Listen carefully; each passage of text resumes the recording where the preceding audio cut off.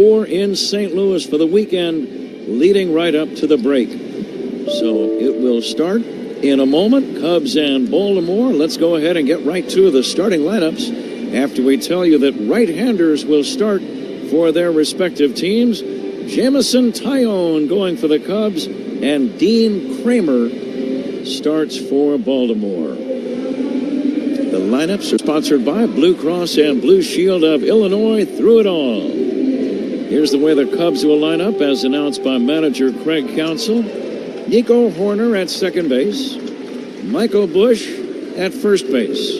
Cody Bellinger batting third and playing center field. Seiya Suzuki in right. Ian Happ, the left fielder. Christopher Morel batting sixth. Morel, the designated hitter. Dansby Swanson at shortstop. Miles Mastrobuoni, partner of the Baltimore Orioles. Our sports person Valerie and our producer Joe are going to trade places. And that also includes trading clothing, as Joe will try and fit into a pair of pants that Valerie no longer wants. It's all tomorrow morning. Justin Scott and Spiegel, 98 Rock. Hello there. Ready to make the move towards home ownership? Not quite sure where to start? The Maryland Mortgage Program's 7 steps to home ownership can help you in no time. MMP offers home buying assistance to Marylanders, including home loans that come with down payment assistance, competitive interest rates, student debt relief, and more. Make your dream of home ownership a reality. Visit mmp.maryland.gov and follow us on social media at MarylandMMP. That's mmp.maryland.gov. I'm Brian Neiman. Join me weekday mornings 5:30 to 10 with C4 on WBAL Radio. They're about ready for baseball as the lineup cards being exchanged at home plate, and Dean Kramer leading his team out of the field now. And the starting lineups today, they're presented by Superbook Sports. Superbook Sports is live in Maryland. You can download the Maryland Superbook app or visit superbook.com today. Chicago Cubs managed by Craig Counsell, who comes over to Chicago after a long tenure with the Milwaukee Brewers. Cubs are 42 and 49.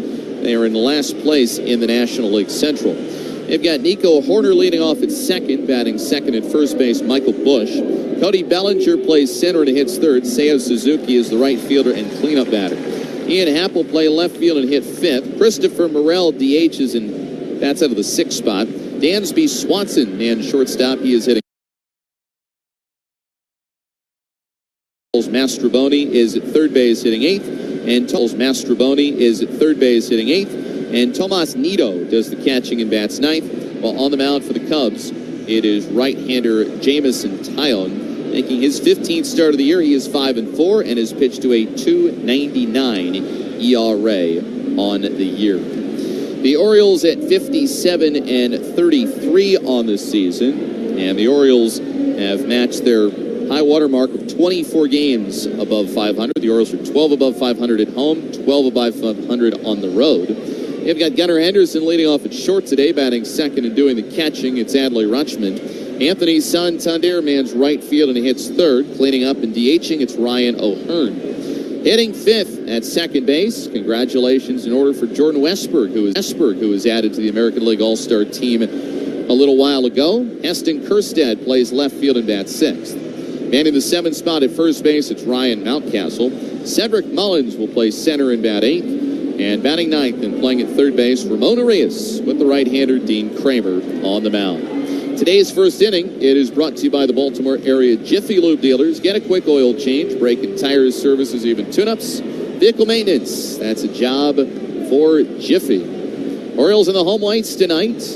Tri-colored caps and white pants. Road grays for the Cubs with blue caps and helmets and the red Cubs C logo on the front of them. So here we go tonight. Dean Kramer goes into his motion, and his pitch is just low to Nico Horner as we are underway this evening from Camden Yards, the first of 6 games in this final homestand before the Orioles hit the All-Star break. 1-0 offering coming to Horner, and that is put in the air. Left center field, not deep. Charging on is Mullins, going out at short. It is Henderson, but the catch is made by Mullins, and there is out number 1 to begin the game. Our first pitch today comes at 6:36. And it is 91 degrees and humid tonight at Camden Yards. Time and temp brought to you by the Maryland Energy Administration. Oh, say did you see the Maryland Energy Administration working to deliver better energy for Maryland? You can learn more at energy.maryland.gov. Michael Bush cranks the first one to deep right field. Santander will watch it sail out of here. It's onto the flag court, out in right field. First pitch hacking. And for the first time since coming off the injured list, Dean Kramer has allowed a run. A solo shot makes it 1-0 Chicago. 2 batters in. So he got all of that one. And attacked on the first pitch that he saw from Dean Kramer. Bush has been a hot hitter for the Chicago Cubs, a team that has struggled quite a bit of late offensively. The pitch. Bellinger takes a breaking ball high from Dean. 1 ball and no strikes. For Bush, that makes his 12th home run of the year. He is 3rd on the team in long balls. In Chicago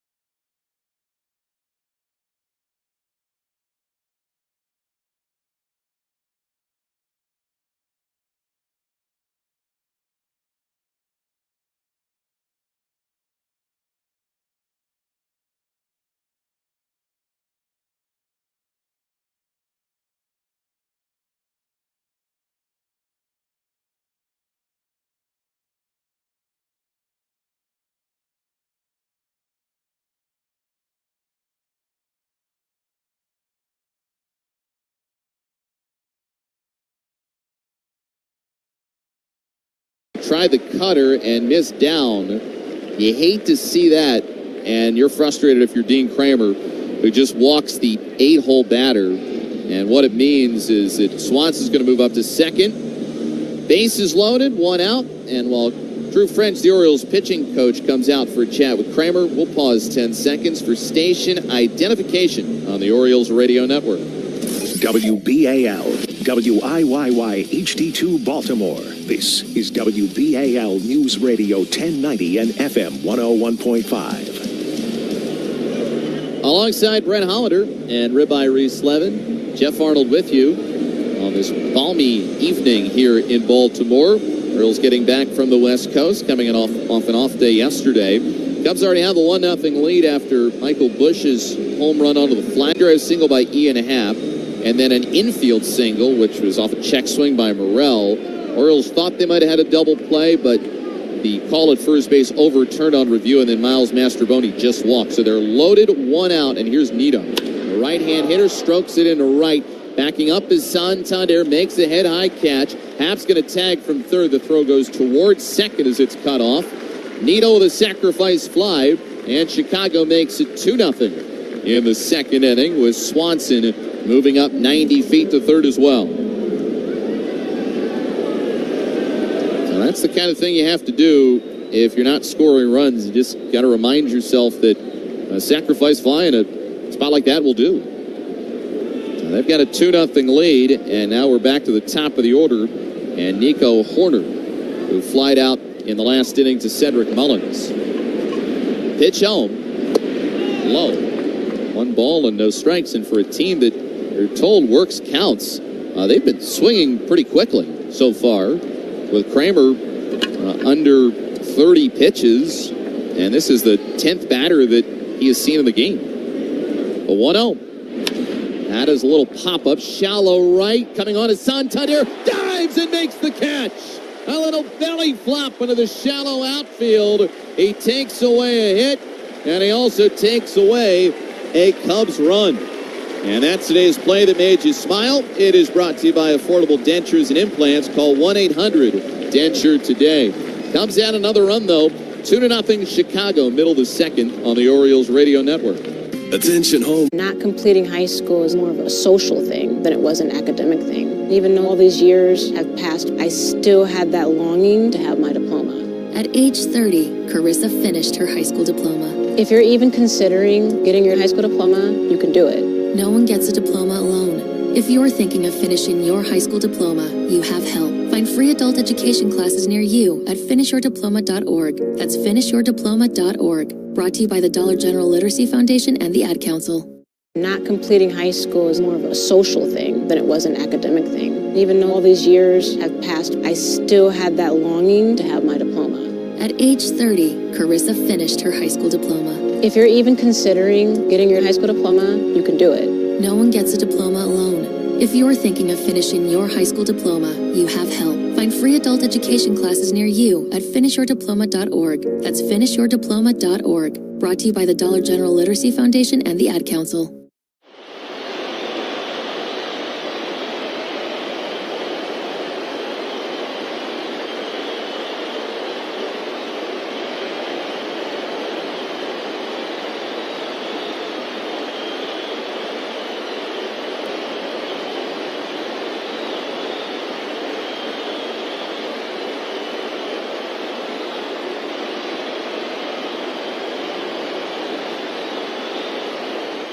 WBAL News Radio 1090, FM 101.5, and the WBAL app.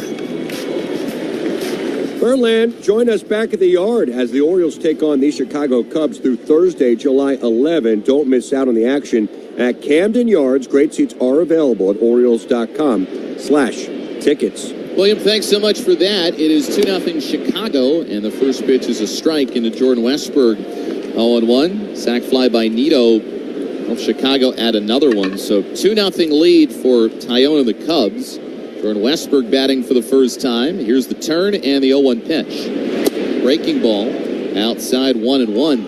For the game today, media met with Westberg at his locker and talked to him about the All-Star process and how he wasn't picked. And, well, then some things changed. The 1-1. Swing and a miss to a breaking ball, 1-2. Rafael Devers, as we said, is dealing with a sore shoulder, not wanting to risk it, especially with the way the Red Sox are playing right now. They added Westberg as Devers' replacement. 1-2 pitch, grounded softly foul up the third base line. And everyone in the Orioles clubhouse today, especially from local media in Baltimore, hoping to talk to those participating in the All-Star game and those who were left out. And that's the very obvious story in local news today. And all good stories had to be undone. 1-2. Hit in the air, deep left center field. Headed towards the Orioles bullpen. And this one is going to sail out of here just to the left of the pen. Well, on the day where he is named an All-Star, Jordan Westberg, double the fun. He's got a home run. And the Orioles slice the Cubs lead in half. It is now 2-1. And what does it come off of? A 2-strike count. The type of situations Westberg has been so good in all year. And before the game, Brandon Hyde could not have been more effusive in his praise of young Jordan Westberg. And the conversation began on how he handled not making the All-Star team. Pitch here is low to Kjerstad for ball 1. It's something that he just took in stride and said, whatever, I'm moving on. It's what you hope a 10-year veteran would say. But Jordan, in his first full season, that's how he acts. That's how he behaves. 1-0. Pitch down. 2 balls and no strikes. When he found out, do you think he smiled? It's hard to say. He's not much of a smiler. At least not publicly.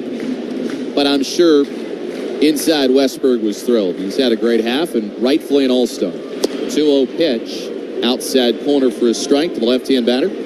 Jordan is this very rare combination of amazing maturity for his age and incredible aggressiveness in how he goes to work every day.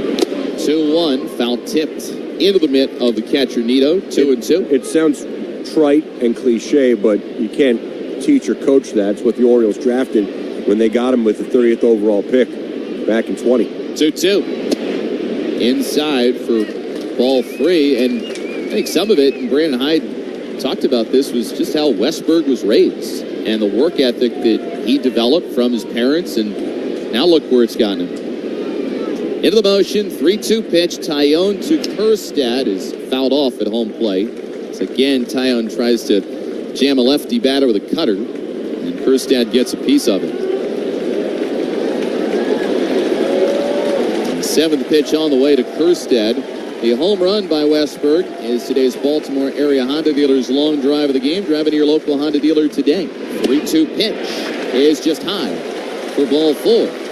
As Kjerstad earns a walk.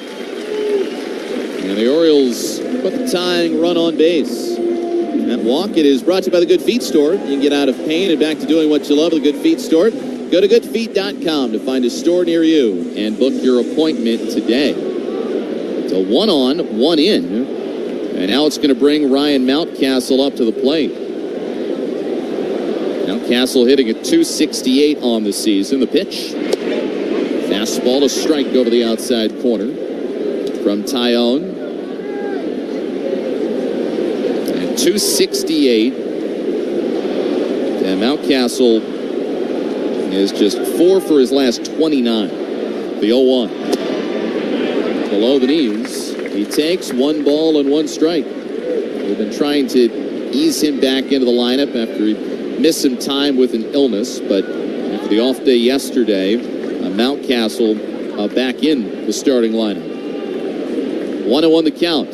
Here's the kick and pitch. And it's hit on the ground up the middle, backhanded by Horn of the second baseman, flips to Swanson covering, and they tag up just before Kjerstad can arrive. Kjerstad and Mountcastle trade spots on the base paths. It's a 2-1 ball game, Cubs by a run. And here comes Cedric Mullins, who in his career has enjoyed hitting against Jamison Tyone. Mullins is 5 for 12, and he has consistently been making good contact for the last month. Hitting left side, the pitch. It is in the middle, and it is taken for strike 1. It's got the batting average up to .216. As over time, we have seen Mullins start to find it, Austin Hayes start to find it, Anthony Santander, the big June.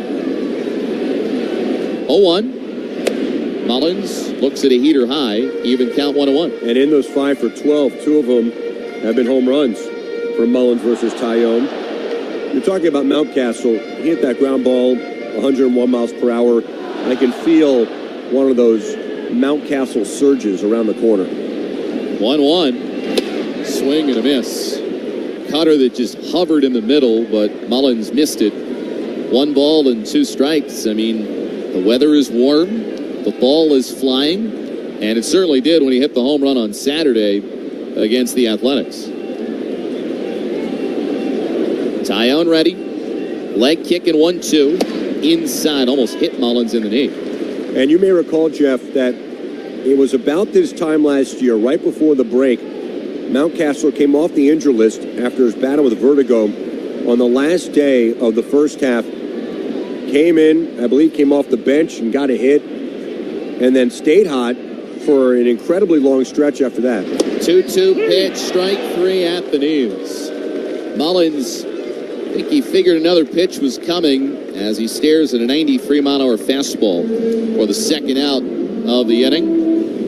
Urias is now going to come up. I mean, how big of a boost would it give you, too, if Mountcastle can get on one of those tears? And Santander, very similar, that when they get hot, they're impossible to stop. Yeah, and it's inevitable, and someone else will cool off. Urias takes low and away, ball 1. That's why you want a good lineup and a deep lineup and a deep bench, because you don't really expect everyone to be going at once. You really want to space it out. If you can get 3 or 4 at one time that are hot, that's a lot. You can win a lot of games with that. May not be talked about much, but Ramon Urias is heating up. A 1-0. At the knees for a strike. 1 ball and 1 strike. Ramon 5 for his last 9 with a double. A couple of runs scored. He's also getting on base a good amount, too. He's reached 7 times in the last 2 games he's played. 1-1. Breaking ball hangs high, and Urias hacks through it. 1 ball and 2 strikes. The home run, it made it a 2-1 game for the Orioles, number 147 on the year. The home run count brought to you by Ground Loop Geothermal. This season, not all the magic on the field. It's time to let the ground you walk on heat and cool your home or business. 1-2. Urias swings and misses for strike 3. Sweeper retires Ramon, but Westberg's home run over the high wall in left center field, right near Mr. Splash, means it's a 1-run game. It's the Cubs 2 and the Orioles 1, going to the 3rd on the Orioles radio network. My employees keep getting fake emails that look like they're coming from me, advising them to buy gift cards. My IT guys say they can't do anything about it, and I should just tell my staff to look out for scams. Sound familiar? Now Technologies is a managed service provider that has the solution you... Not completing high school is more of a social thing than it was an academic thing. Even though all these years have passed, I still had that longing to have my diploma. At age 30, Carissa finished her high school diploma. If you're even considering getting your high school diploma, you can do it. No one gets a diploma alone. If you're thinking of finishing your high school diploma, you have help. Find free adult education classes near you at finishyourdiploma.org. That's finishyourdiploma.org. Brought to you by the Dollar General Literacy Foundation and the Ad Council. Not completing high school is more of a social thing than it was an academic thing. Even though all these years have passed, I still had that longing to have my diploma. At age 30, Carissa finished her high school diploma. If you're even considering getting your high school diploma, you can do it. No one gets a diploma alone. If you're thinking of finishing your high school diploma, you have help. Find free adult education classes near you at finishyourdiploma.org. That's finishyourdiploma.org. Brought to you by the Dollar General Literacy Foundation and the Ad Council.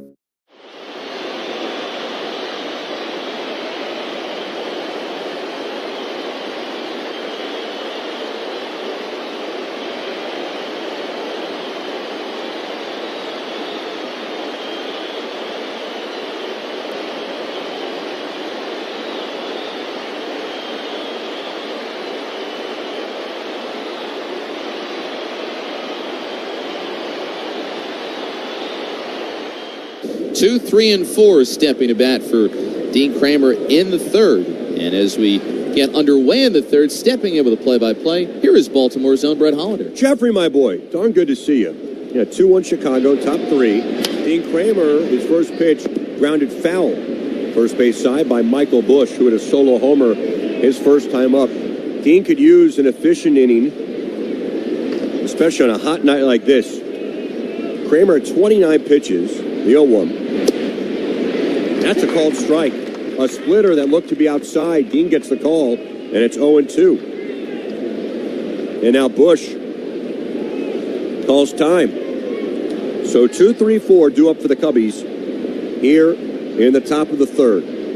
Chicago leads 2-1, first to 3 in the final homestand before the break. A pop-up off the bat of Bush. Left side, Urias on the infield dirt towards the foul line, back at third. He makes the catch in fair territory, and there's one away. Quick out for Dean. Bush retired. And I'm Brett Hollander making the call with Jeff Arnold. And if you need a lawyer, make the call to Miller Stern Lawyers at 410 Law Firm, your Baltimore area personal injury and medical malpractice legal experts. One down. Here's Bellinger. Fastball up and away at 94. 1-0 to Cody Bellinger, who's having a rough season, at least compared to his 2023 campaign that led to a big contract with Chicago. That was a bounce-back season. This fastball misses outside. 2-0. Bellinger really had a good year last year. 130 games, 29 doubles, 26 homers, and he hit over 300. OPS just under 900. Taking all the way, and he takes a strike with a cutter, 2-1. Now, Bellinger, in what was a walk year of sorts, had this great season last year, renaissance with the Cubs, cut and a miss. That was a splitter off the plate, huge swing by Bellinger, and it came up empty. It's 2-2. But Bellinger, who was just one of the best players in baseball in his first 3 big league seasons, had completely tailed off and was kind of in an offensive nightmare. Ground ball off Kramer's glove. It caroms to Henderson. Long throw is offline and into the camera well. So Bellinger gets a free base on an error. It might be 2 errors. The ground ball was hit sharply back to Kramer. It's one I think he feels he should have had. It was off his glove, and then it caromed to Henderson, but he had to go a long way for it, and then he had to make an impossible throw to Bellinger, who runs well. So Bellinger with 1 out is at second base. It is going to be a single and an E6. That's one where Henderson has almost no chance to throw out Bellinger, and then he makes a wild throw, and Bellinger's at second base for Seiya Suzuki. Line drive, looped into center field. That's a base hit. Bellinger around third base. The throw from Mullins is coming in, and it's cut off. And Chicago scores at 3-1 Cubs. So the error there cost the Orioles a run.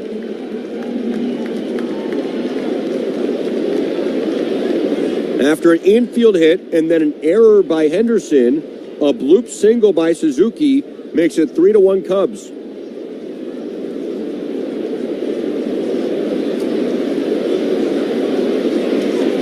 And now the batter's Ian Happ with Suzuki on at first, just 1 away. The pitch.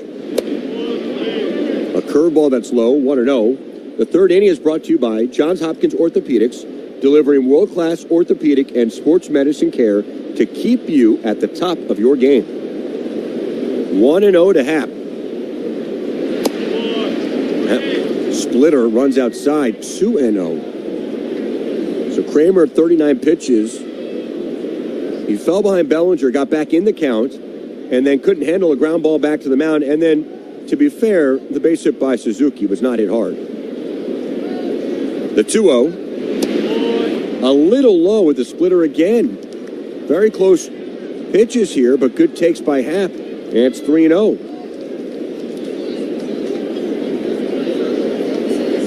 Kramer from the stretch with Suzuki leading from first. The pitch down the middle for a strike. A fastball at about 91. And now it's 3-1 to Ian Happ.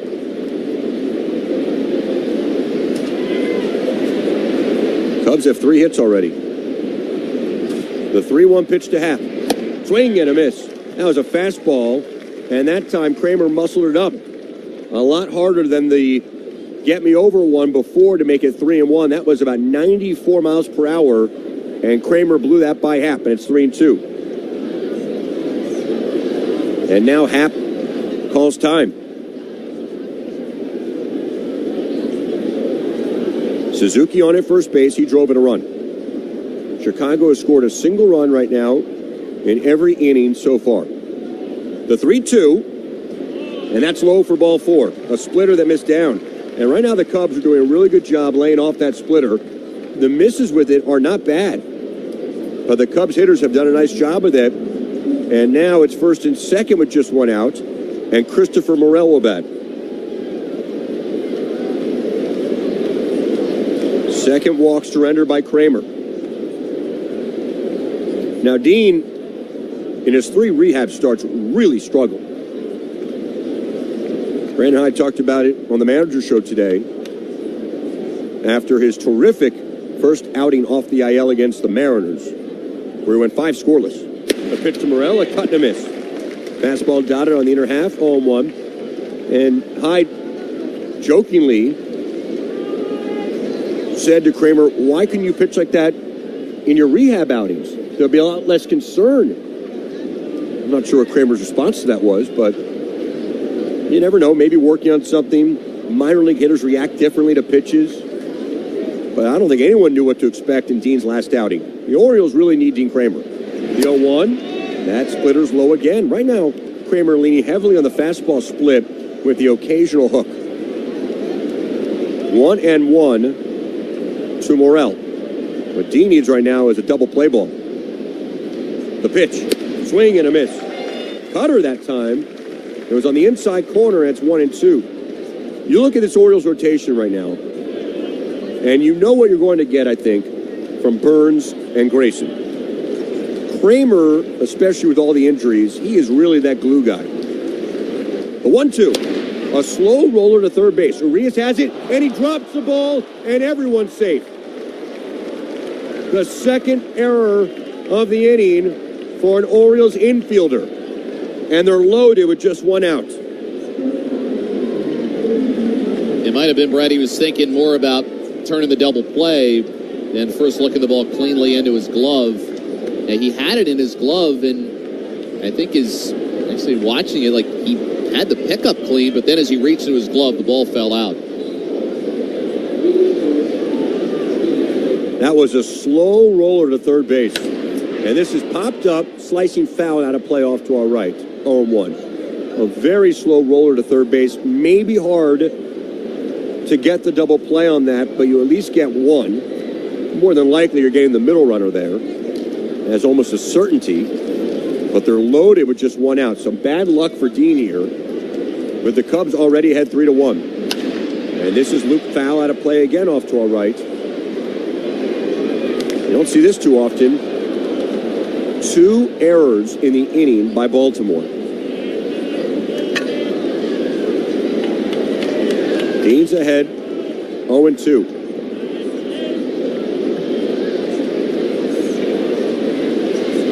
The 0-2.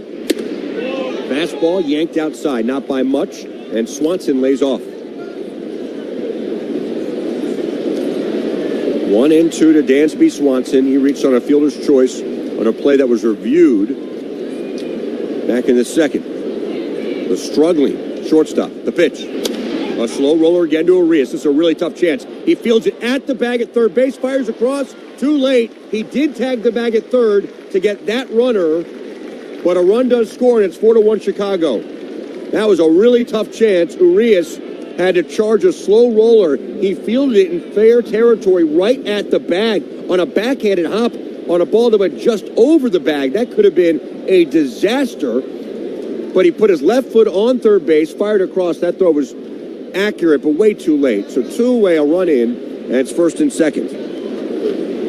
Suzuki scores, and Happ erased. And Mastrobuoni takes inside with the fastball, 1-0. So Morel now at second. Swanson runs well at first. Perhaps Urias makes that incredible throw and play overall if it's a slower runner. The 1-0. Mastrobuoni looks at one in the dirt. 2-0.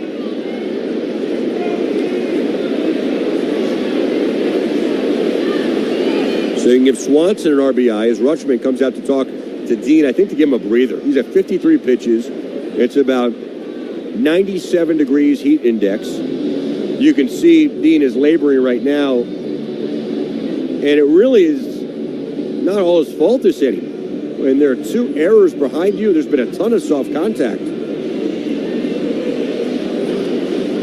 But right now it's 4-1 Chicago. And very different from the last outing against the Seattle Mariners, where he had the splitter going. He was getting a lot of swings and misses. It was one of his best games in his career from a swing and miss perspective, even though he didn't face all that many hitters. But this is an inning where the Cubs have sent a bunch of men up to the plate. Rare to see the Orioles make 2 errors an inning, but that has been the case. And I think it was a good thing they gave him a break with the count being where it is. If you look at the exit velocities this half inning, they are not impressive. Caught in a miss or a foul tip held onto by the catcher Rutschman on a big swing by Mastroboni on a ball that was up and away. It's now 2-1 to Mastroboni. First and second, 2 away and 2 in, 4-1. Cubs lead it here in the top of the third. The pitch. Swing and a miss. That was a cutter and a good one from Dean, and it's 2-2 as he looks to finish off Chicago here in the top of the third. Dean at 55 pitches already. The 2-2. That splitter leaks well outside, and it's 3-2, and now these runners get a head start. Thomas Nido, the number 9 batter, is on deck. Dean has got to get Mastroboni here. The 3-2, the runners go. And it's a fastball high, not even close. And that's ball 4, and they're loaded again.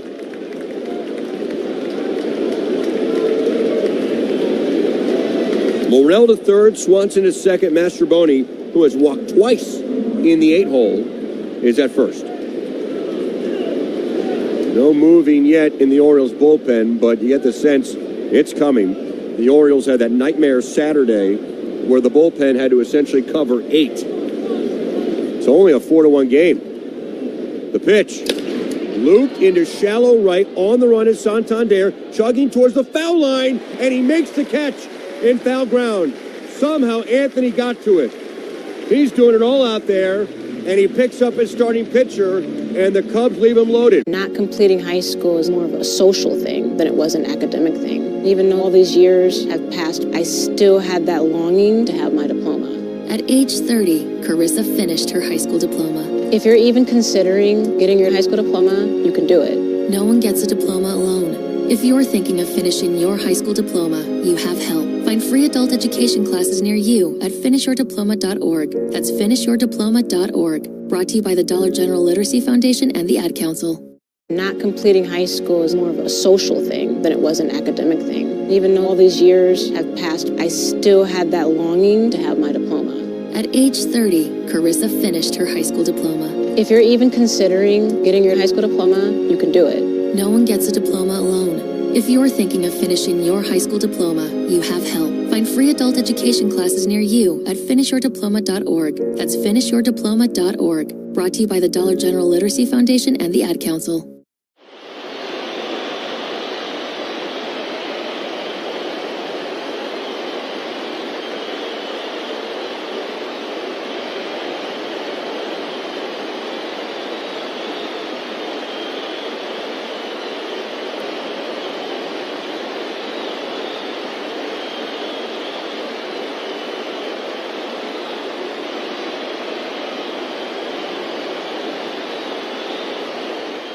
Without paying. If you've done it, we want to hear from you tomorrow morning, 7 o'clock hour. Justin Scott and Spiegel right here on 98 Rock.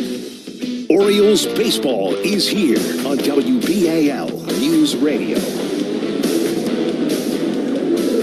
On Sunday, July 28th, cheer on the Orioles against the Padres at 1:35. The first 25,000 fans, 15 and over, get an Adley Rutschman switch hitter bobblehead.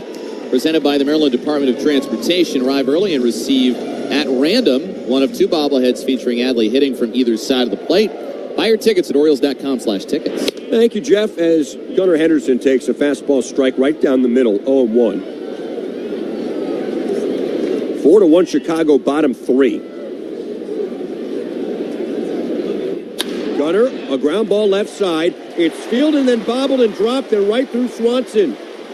That should be a base hit as Ian Happ hurls it from left field towards the infield. Swanson got to that ball. It looked like he corralled it for a moment, then juggled it, and then it got through into left field. So Henderson will reach. We'll see how they score it. I think a base hit. There was some tough spin on that, and Swanson did not have a conventional play. He got to it, though. When you look at the replay, he got most of his body in front of it. Now, to get up and throw Gunnar out, almost impossible. So, should be a base hit for Gunnar. The Orioles need to hit the comeback trail, and what they really need, for Mr. Kramer's sake, is a lengthy bottom of the third. Adley Rutschman will bat. He singled off Tyone back in the first. Speaking of switch-hitting catchers, the pitch, a strike at the top of the zone. That was indeed the Orioles' third hit so far tonight off Tyone. Baltimore trails by 3-4-1. Henderson being held on by Bush. A right-hander deals. And Gunnar, a big cut. Then he fouls us out of play off to the left into the third deck, 0-2.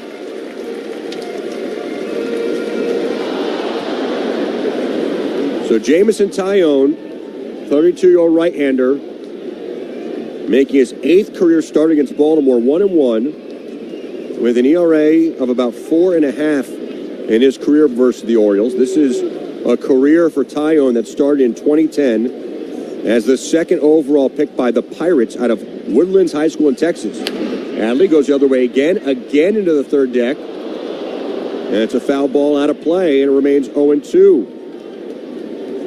Tyone might be coming off of his best start of the year, a win against the Phillies on the 4th of July, 7 innings, 4 hits, 2 earned runs, no walks, 7 strikeouts. So he's been really good as of late, particularly his last start. But it's 0-2 to Rutschman with Henderson on at first. The pitch, and that's low for a ball, 1-2. It is a sultry night in downtown Baltimore. 6 more games until the All-Star break. 3 with the Cubs and then 3 with the Yankees beginning on Friday night. Toss over to first base. Henderson back with a dive.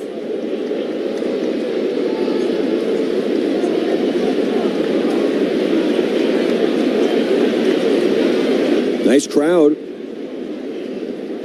on beach towel night here at the ballpark. Brought to you by Visit Sarasota. The 1-2. Rolled slowly to the right side. Long run for the second baseman, Horner. And it's through and into center field. A ground ball base hit for Rutschman. And the Orioles have something cooking in the bottom of the third. Adley is 2 for 2. First and third with nobody out. That was a worm killer that got through on the right side. Henderson to third base. And here's Anthony.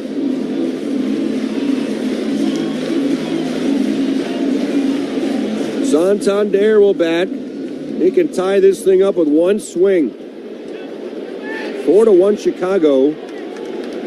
Bottom 3 at the ballpark in downtown Baltimore. The pitch.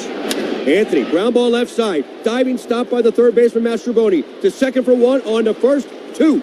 A double play, but a run scores. And it's now a 4-2 game. That was hit sharply off the bat of Santander. A terrific play by the third baseman, Mastroboni. They get the double play ball. A run scores. But if that gets through, the Orioles were on their way to a crooked number. So Henderson touches home. Rutschman erased. It's a 5-4-3 double play with no RBI. Ryan O'Hearn will bat with 2 outs now, and the base is empty. That was at 1-0-2 off the bat. What a play by Mastroboni. That pitch is inside, 1-0 to Ryan O'Hearn. We found out today that Jordan Westburg gets to go to Arlington, Texas in the Midsummer Classic, as O'Hearn takes a big cut on a cutter that was elevated. Fouls it right back, 1-1. Now, it won't be Ryan O'Hearn. It doesn't look like getting that opportunity to go, but also very deserving for the Orioles' first baseman and DH.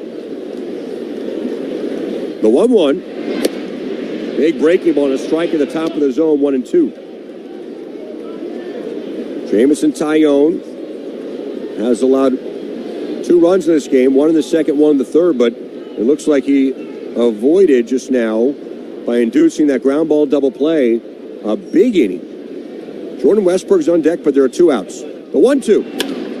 O'Hearn to the gap in left center field. On the run is Happ. He dives, and he makes the catch.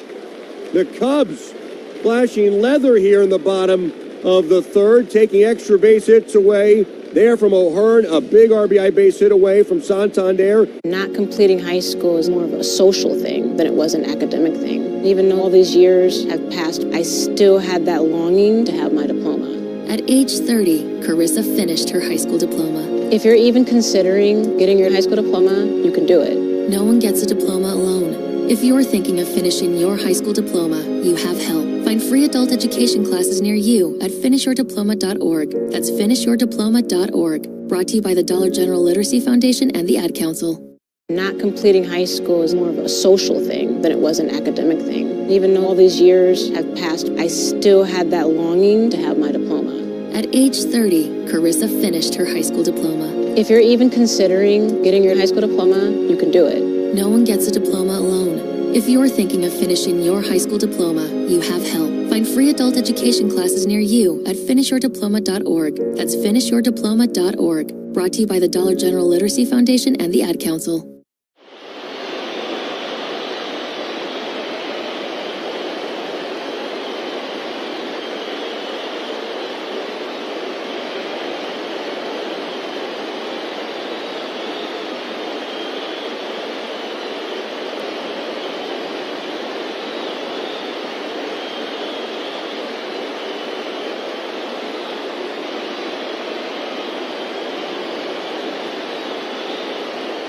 Limit plus 0% financing for 60 months. Call Universal Windows Direct at 443-353-9462. That's 443-353-9462. Listen to the C4 and Brian Neiman Show right here at WBAL News Radio 1090 and FM 101.5. Brett and Jeff with you. Oriole Park at Camden Yards on a steamy night for baseball. Dean Kramer has had a laborious 3 innings, but the Orioles only trail by 2. 4-2 game.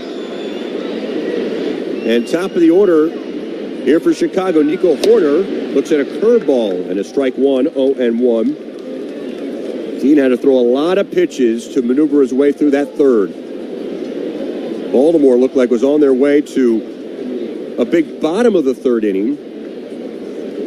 First and third, nobody out. Santander hit a rocket to third base.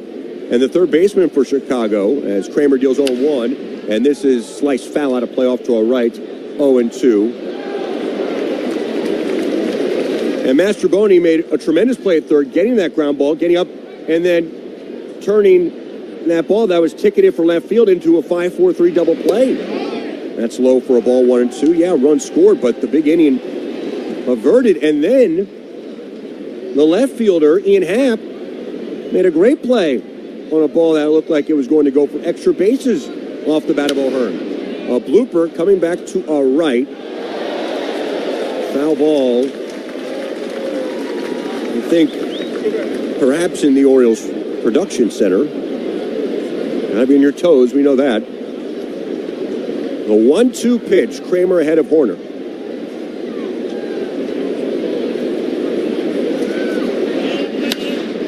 Line sharply foul, out of play off to the right. 1-2 it remains to Horner, who's 0 for 2.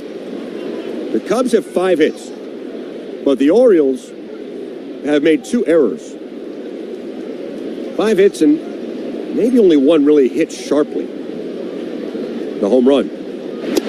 That pitch just off the plate outside. I think that was the cutter, and it's 2-2 to Horner. Now Dean has gotten himself in trouble with the walks, which is something he rarely does, but he has 3 already tonight. 2-2 to Horner. And it hit him. Fastball hit him. And I think Dean tonight's having a hard time controlling the baseball.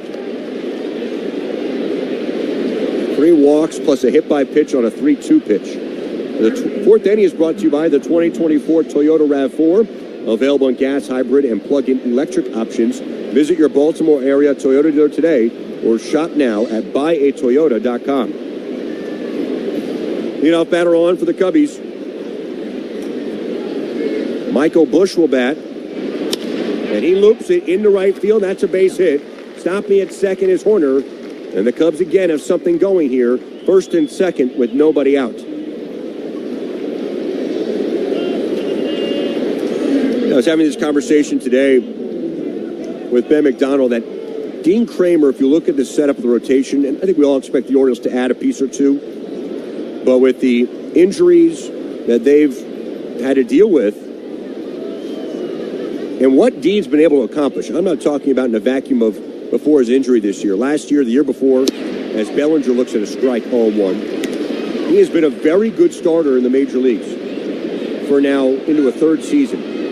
Perhaps a bit more inconsistent than Grayson right now, and Burns is kind of on another level. He may, in fact, start the All-Star game for the American League. Big cut by Cody, and it's fouled right back behind home plate, 0-2. But I think we all know what Dean is capable of. When he gets on a roll, and we saw this last year, particularly after about the middle of May, where he gives you a chance to win every single time. The 0-2. Bellinger, a slow roller to the right side. It's picked up by Mountcastle. A glove flip to first, and it's in time. What a play by Mountcastle. Bellinger was all out up the line, and that flip to Kramer at the bag just beat Bellinger. I mean, it was so casual, too. Like, Mountcastle grabbed it with his glove and kind of, with a lot of confidence, made a perfect toss on to Kramer. A nifty pickup, but they are at second and third now for Chicago, and the Orioles are going to bring the infield in. And it was right in stride for Dean. I mean, look at it. It's like a quarterback on a shovel toss leading his running back. Infield in for the Orioles. Second and third, just one away. Suzuki, the batter. He'll look at a strike. Bottom of the zone with a fastball 0-1. But I think, even if you add a piece, Kramer is just so important to the overall health of this rotation. To be that consistent guy back of Burns and Grayson right now. The 0-1. Loop foul out of play off to the right. I mean, it's important to remember, too, Brett, and I saw this note earlier, that going into next year, you only have 3 starters under club control. Kramer, Povich, and Grayson. And then also remember that, John Means, he's going to have Tommy John surgery, Tyler Wells head surgery. The 0-2. Fastball up and away, 1-2. And then Kyle Bradish, he had a total reconstruction as well. So you not only need Kramer to be good this year, but you need him to be good for time to come. Yeah, I thought success going forward this year before the Burns deal, and I still feel this way, would start with Bradish, Grayson, and Kramer, no particular order. The 1-2, fastball well inside, 2-2. To have those 3 arms under club control in the prime of their career, that's really hard to find. But I do think, to your point, Jeff, that as Mike Elias looks forward to this trade deadline, he has to also be thinking about 2025 and 2026 when it comes to starting pitching. The 2-2, and that's a called strike 3. Suzuki caught looking at a sinker, and that is a big second out. And a night where command has been tough to come by, that's just a great two-seamer that he takes off the outside corner and runs back, and Rutschman was set up in the perfect spot, and bullseye from Dean Kramer. Ian Happ between Dean Kramer and a scoreless top of the fourth, and you just get the feeling if somehow Dean can get out of this fourth, the Orioles are going to make their move in this game. And I think with that in mind, Drew French and Adley Rutschman out to talk to Dean. I think that plus the heat, everyone's just very concerned with how it seems every pitch in this heat and humidity has been a leverage pitch for Dean. He's on the mound. I mean, it looks pretty brutal out there, to be honest. Second and third, 2 away. Ian Happ is the batter. He has a base hit. He did score a run. He's also walked. Now, first base is open, so maybe that's a part of this conversation as well. Dean's at 74 pitches. The Orioles bullpen is quiet. And remember that since Memorial Day, Ian Happ has been one of the best in baseball at driving in runs. He sure has. He came into today, it has really been him and Aaron Judge who have been the two leaders in that category. I mean, he's got 38 runs driven in since May the 26th, and he leads the Cubs in RBIs. You got to be careful here. It is right on left. And the first pitch to Happ. A slow breaking ball and a strike on the outside corner. 0-1. Happ can't be looking for that. 0-0. I love that pitch by Dean Kramer. So he's ahead. 4-2 Cubs, top of the fourth. The 0-1. Cue shot, foul ball to the on-deck circle of Chicago, and it's 0-2. Well, now Dean, after throwing a curveball and a splitter, where does he go to get the out here? And fans sensing the moment here, too. 0-2 to Happ. Kramer's pitch home. And it's a pop-up, foul and out of play. Off to our left. And just below us, it remains 0-2. Orioles infield backed up with 2 outs. Happ only hitting .243. That OPS higher than last year by a tick at .805. Happ also walked 99 times last year. The 0-2 pitch coming again from Dean Kramer. Fastball at 95. That's high, and it's 1-2. Dean reaching back for a little more that time.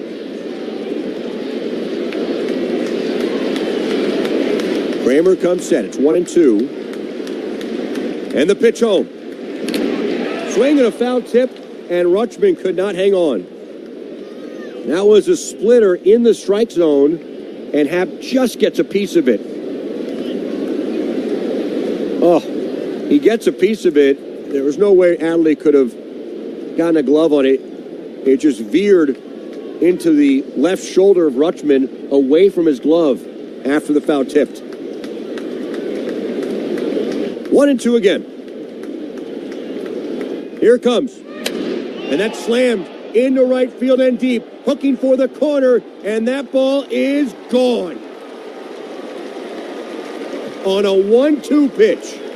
A 3-run shot from Happ. And it's a 7-2 Cubs lead.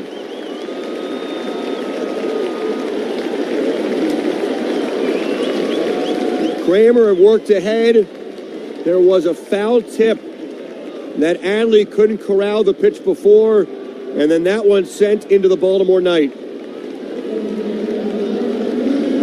And it clears him.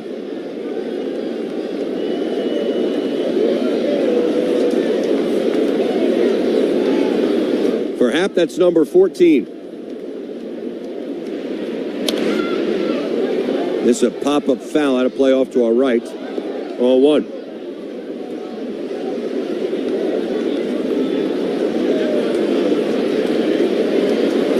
Home 1 to Christopher Morel.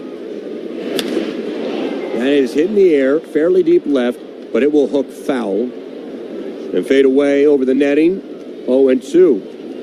That's a 1-2 pitch. Dean would want back. Second home run allowed by Kramer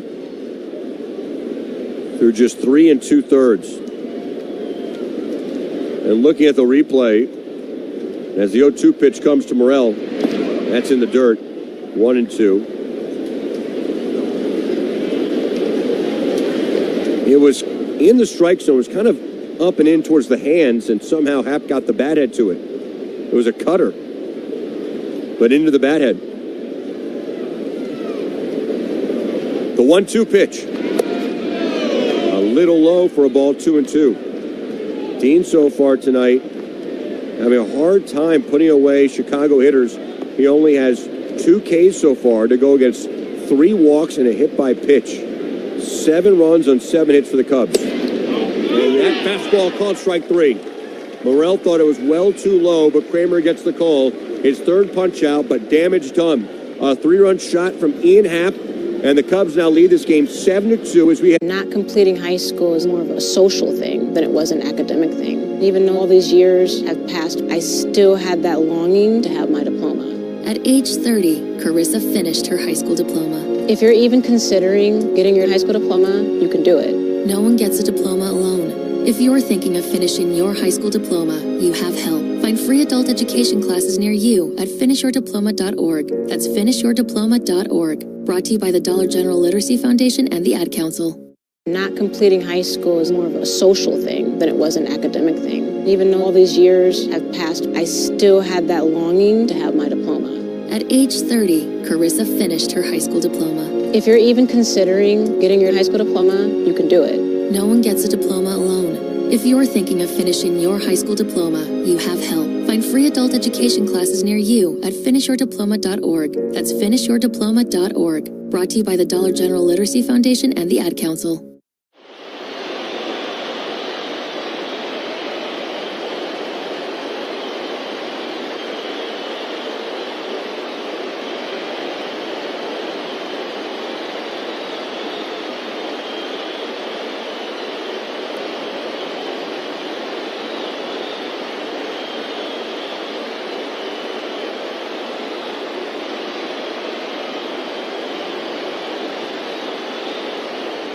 p.m. on WBAL News Radio 1090 and FM 101.5. I'm Tony Thornton. Get traffic updates with me weekday mornings with C4 and Brian Neiman on WBAL News Radio.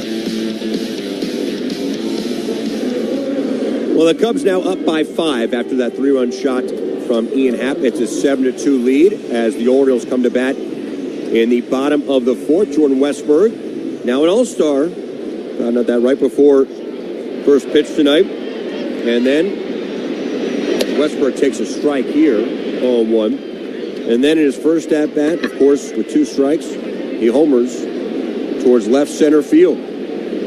Number 15 for Jordan. This time it's a pop-up shallow center. Bellinger under it, and he makes the catch. And there's one away. Those unlimited ballpark passes back and on sale now. Get unlimited access to August and September games for just $65 a month. Passes include a general admission standing ticket with access to the flag court areas behind the bullpens and the Coors Light roof deck. Purchase today at Orioles.com/unlimited. One down, here's Kerstad. Jamison Tyone delivers. That's a fastball just off the plate. 1-0. Kerstad walked his first plate appearance. Well, exciting Orioles news yesterday announced by the club. There's a new president of baseball operations, effective in August. That pitch is inside to Heston Kerstad, 2-0. I meant business operations. I don't think anyone's touching baseball operations. The 2-0 to Heston, rolled foul, first base side by the Orioles dugout. 2-1 to Kerstad. It's Katie Griggs, who spent the last several seasons with the Seattle Mariners, and by all accounts, did a tremendous job there. Jeff, I know we checked in with our broadcasting friends with the Mariners, and the praise was off the charts. The 2-1. Heston looks at a strike, 2-2. So the new president of business operations. I'm so used to saying baseball operations in the Orioles. Business operations, for goodness sake. Katie Griggs, congratulations. Looking forward to meeting you. Hopefully he gets settled in as Heston lines his foul down the right field line. It remains 2-2, but gains settled in Baltimore. Finding a new home here with the Orioles and in this community, and I'm sure you'll do a tremendous job. But that is a huge hire for first-year owner David Rubenstein. The 2-2, and Heston takes strike 3. Inner half, fastball looking, 2 away. She had a lot of accomplishments saw when she was in Seattle. Among them was bringing the Winter Classic there, the NHL, and then all the different pieces of that role, which is a very intricate role. Sounds like she's very smart and very kind, and I'm sure, like you said, she will do a tremendous job. Bases empty and 2 away. Mountcastle the batter. And a strike there, 0-1. Yeah, the first female president in club history. Very exciting time here, both on and off the field. But Katie Griggs, the new Orioles president of business operations. Swing and a miss by Ryan. 0-2 quickly to Mountcastle's. Brian Baker gets loose in the Baltimore bullpen. We'll see if he enters this game in the 5th. Tyone's 0-2. Down and away, Mountcastle tries to check his swing. He could not hold up, and he is down on strikes. So back-to-back Ks for Tyone. He has his first 1-2-3 inning after his offense got him 3 runs in the top of the 4th. He shuts it down in the bottom half. It's a 7-2 Cubs lead after 4. We'll head to the 5th at Camden Yards on the Orioles Radio Network.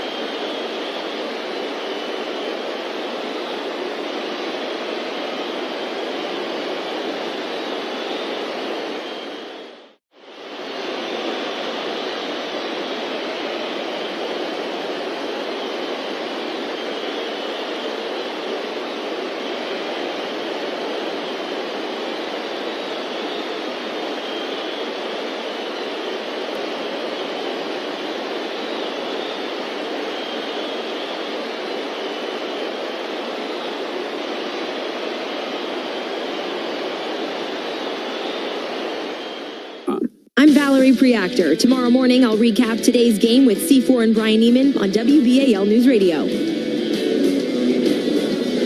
Well, the night is over for Dean Kramer. Not the night he was hoping for. 4 innings, 7 hits, 7 runs, 5 of those earned, 3 walks, 3 strikeouts. He allows 2 home runs, 85 pitches thrown by Dean, 53 strikes. So his night over after 4 and trailing this game 7-2. New pitcher out there for the Orioles. And in to tell you about it, here's Jeff Arnold. All right, Brett, thanks so much. Brian Baker delivers, and the righty's first ball is grounded foul. Willie Harris dances out of the way, the Cubs' third base coach. It's 0-1, a night where Kramer was dealing with a lot of traffic, got bogged down in what were a lot of high-stress pitches tonight after he didn't have to deal with that at all, really, when he was in Seattle, the 0-1. Baker is off the outside corner, 1 ball and 1 strike. And so it means that Dean Kramer exits the game after allowing 7 runs, 5 earned in 4 innings. 1 ball and 1 strike the count on Dansby Swanson the pitch. And it just has enough of the outside corner. Says our home plate umpire Stu Sherwater. 97-mile-an-hour fastball. Fastball, slider, change, and curve for Brian Baker. The bearded right-hander from Florida. 1-2 pitch, swing and a strike 3. Got that to 98 as he went to the top of the ladder, and Swanson is a strikeout victim. Let's pause now 10 seconds for Station ID on the Orioles Radio Network. WBAL, WIYY HD2 Baltimore. This is WBAL News Radio 1090 and FM 101.5. 1 out, top of the 5th inning, 7-2 Chicago, as Baker's first pitch curve is at the knees, but called a ball by home plate umpire Stu Sherwater. Alongside Brett Hollander and Ribeye Reese Levin, Jeff Arnold with you. Cubs have scored in every inning tonight, with their big inning being a 3-run 4th. Outside, 2 balls and no strikes. And all 3 runs in the last inning came via an Ian Happ home run down the right field line. Now, Kramer exits after 4. Brian Baker hoping to give you an inning, maybe more, as the 2-0 homeward, and a swing and a miss. Mastroboni late on the fastball. It's 2-1. Remember that 2 games ago, you had Cole Irvin having to give you 4 innings out of the pen against the Athletics. That was in that 19-8 game. 2-1 pitch, a swing and a foul back. 2 balls and 2 strikes. I think it's pretty safe to say that you would not have Irvin available tonight. And so you're going to try and triage this by probably using a number of different relievers. 2-2 the count. Pitch here is floated out to shortstop. It's caught by Henderson. who is playing up the middle. Mastroboni hit it off the end of the bat. Quickly 2 gone in this 5th inning. Orioles behind 7-2. So we tell you the 5th inning brought to you by A Bright Idea Advertising and Public Relations. You can make A Bright Idea part of your team. Visit IdeaDreamTeam.com. With 2 outs now, Baker is going to try for what would be the first 1-2-3 inning by an Orioles pitcher tonight. Faces Tomas Nido. They will take down 1 ball and no strikes. 10th appearance overall for Baker. 5.91 ERA, which was elevated after a tough last outing against the Mariners. 1-0. Swing and a miss. The cutter over the outside corner. 1-1. That game he gave up 3 runs.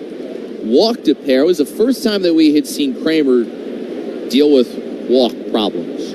He'd given up just 1 in his first 10 innings. A 1-1. Breaking ball low. But then some of those problems came back to bite, and that was a big issue that Baker had last season. 2-1 the count. Horner on deck. Base is clear. Into the motion, the 2-1. Breaking ball. Has the top of the zone for a strike. Slider there, 2-2.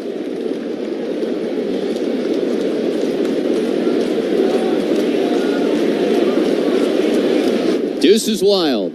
Into the motion. Here's the pitch. And this 2-2 is fisted foul. Coming back into the stands. And Baker trying to expand his arsenal a little bit. Working in the curveball. And he says that the way pitching is, it's a velocity-crazed game right now. But he feels like over time, maybe some pitchers will begin introducing some softer stuff, as there's a ground ball out to third base. Charging in is Urias from the grass. There's high to first, but Mountcastle toes the bag and ends the inning. 1-2-3 5th for Dean Kramer, for Brian Baker. And as we are not completing high school is more of a social thing than it was an academic thing. Even though all these years have passed, I still had that longing to have my diploma. At age 30, Carissa finished her high school diploma. If you're even considering getting your high school diploma, you can do it. No one gets a diploma alone. If you're thinking of finishing your high school diploma, you have help. Find free adult education classes near you at finishyourdiploma.org. That's finishyourdiploma.org. Brought to you by the Dollar General Literacy Foundation and the Ad Council. Not completing high school is more of a social thing than it was an academic thing. Even though all these years have passed, I still had that longing to have my diploma. At age 30, Carissa finished her high school diploma. If you're even considering getting your high school diploma, you can do it. No one gets a diploma alone. If you're thinking of finishing your high school diploma, you have help. Find free adult education classes near you at finishyourdiploma.org. That's finishyourdiploma.org. Brought to you by the Dollar General Literacy Foundation and the Ad Council.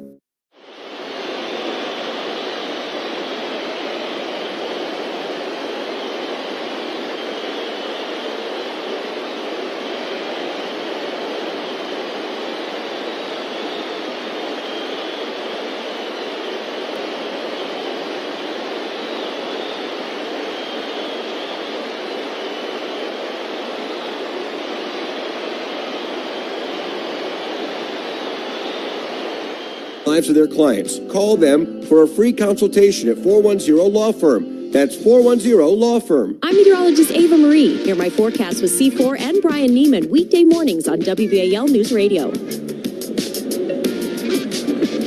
Well, Brian Baker, the first 1-2-3 inning by an Orioles pitcher today, and that's today's fast play of the game. It is brought to you by the Maryland Lottery. Orioles behind 7-2. And it's going to be Cedric Mullins who bats against Jamison Tyone, who recorded his first 1-2-3 inning in the 4th.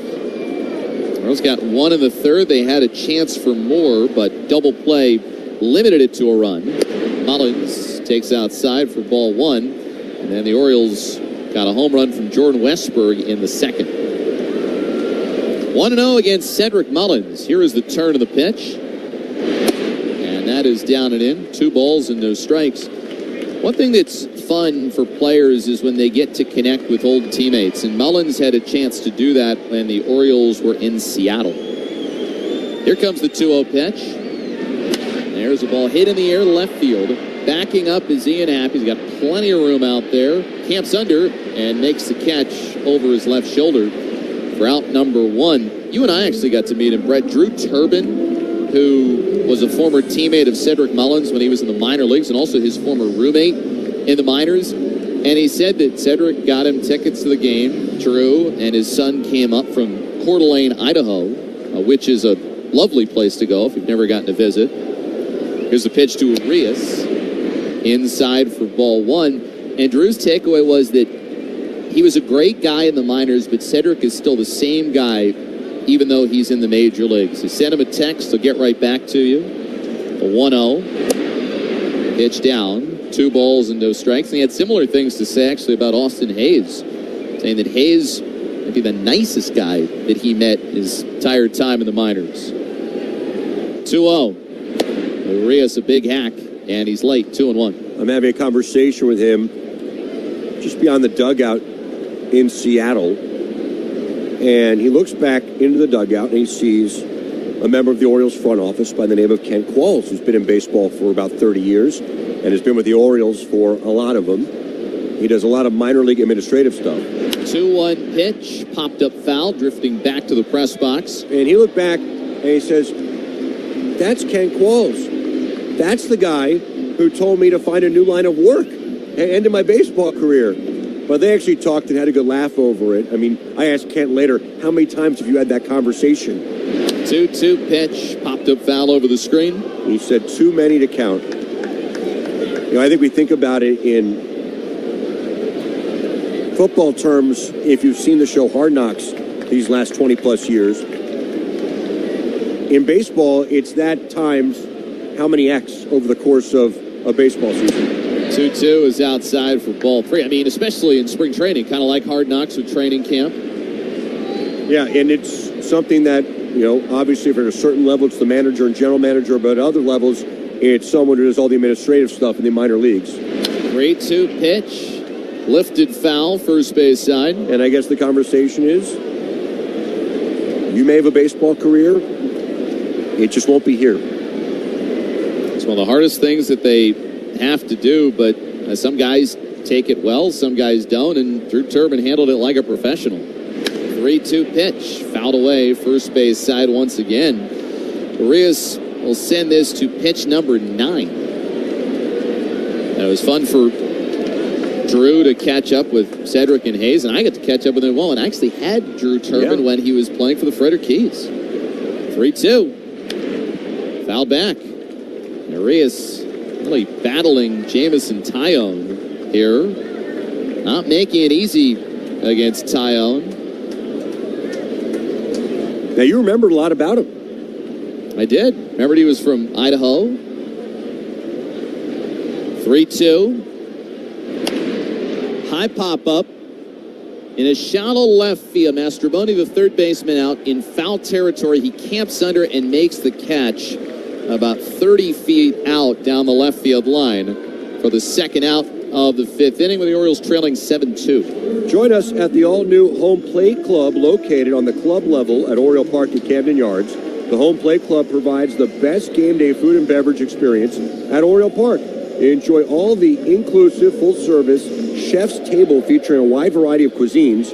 For more information, visit Orioles.com/homeplate-club. Brett, thanks so much. Gunnar Henderson swings first pitch and hits it high in the air, right center field. Suzuki going over, now gives way to Bellinger's center fielder, walking in front of his right fielder, makes the catch in medium right center, ending the inning. So Tyone has gotten on a roll. He's set down 8. Not completing high school is more of a social thing than it was an academic thing. Even though all these years have passed, I still had that longing to have my diploma. At age 30, Carissa finished her high school diploma. If you're even considering getting your high school diploma, you can do it. No one gets a diploma alone.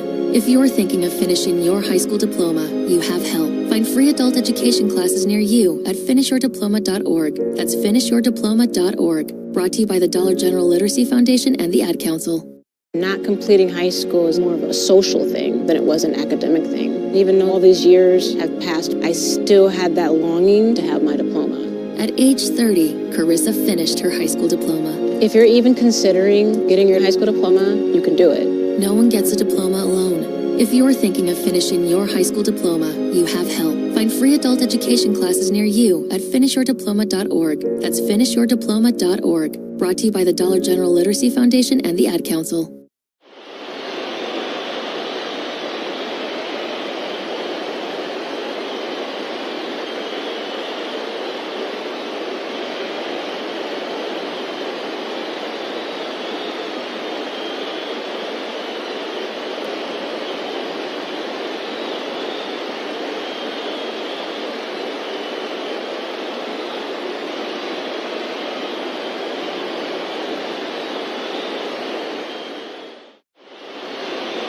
(929-0073) for details. I'm Brian Neiman. Join me weekday mornings 5:30 to 10 with C4 on WBAL Radio.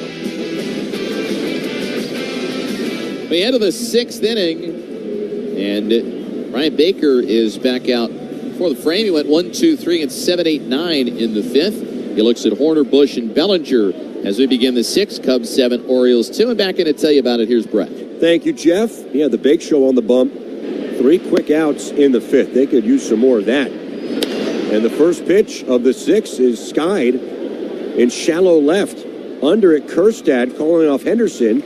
And on one pitch, there is 1 out. Horner pops out to left field. I like the sound of that. The 6th inning is brought to you by PNC. PNC Bank, brilliantly boring since 1865. 1 down. And here's Michael Bush. So Baker has retired all 4 batters he's faced. And a slow breaking ball for a strike on the outer half. 0-1 to Michael Bush, who has homered. That was back in the 1st. And he's singled. He's 2 for 3. That's low. 1 ball and 1 strike. Cubs lead this game 7-2. Just a 4-inning start for Dean Kramer. And that slow curveball is outside, 2-1.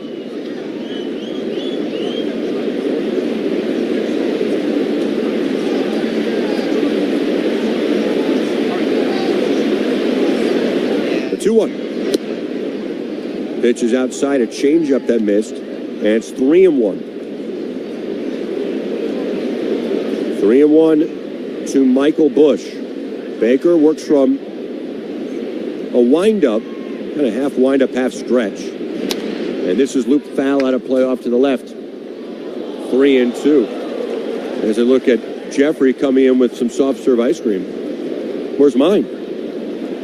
Yeah, I'm really worried about this. I can already feel this booth. It's rally ice cream, Brett. This booth is already thinking about the All-Star break. And I'm here to tell you, as the senior member of this booth, we still have another 6 games, boys.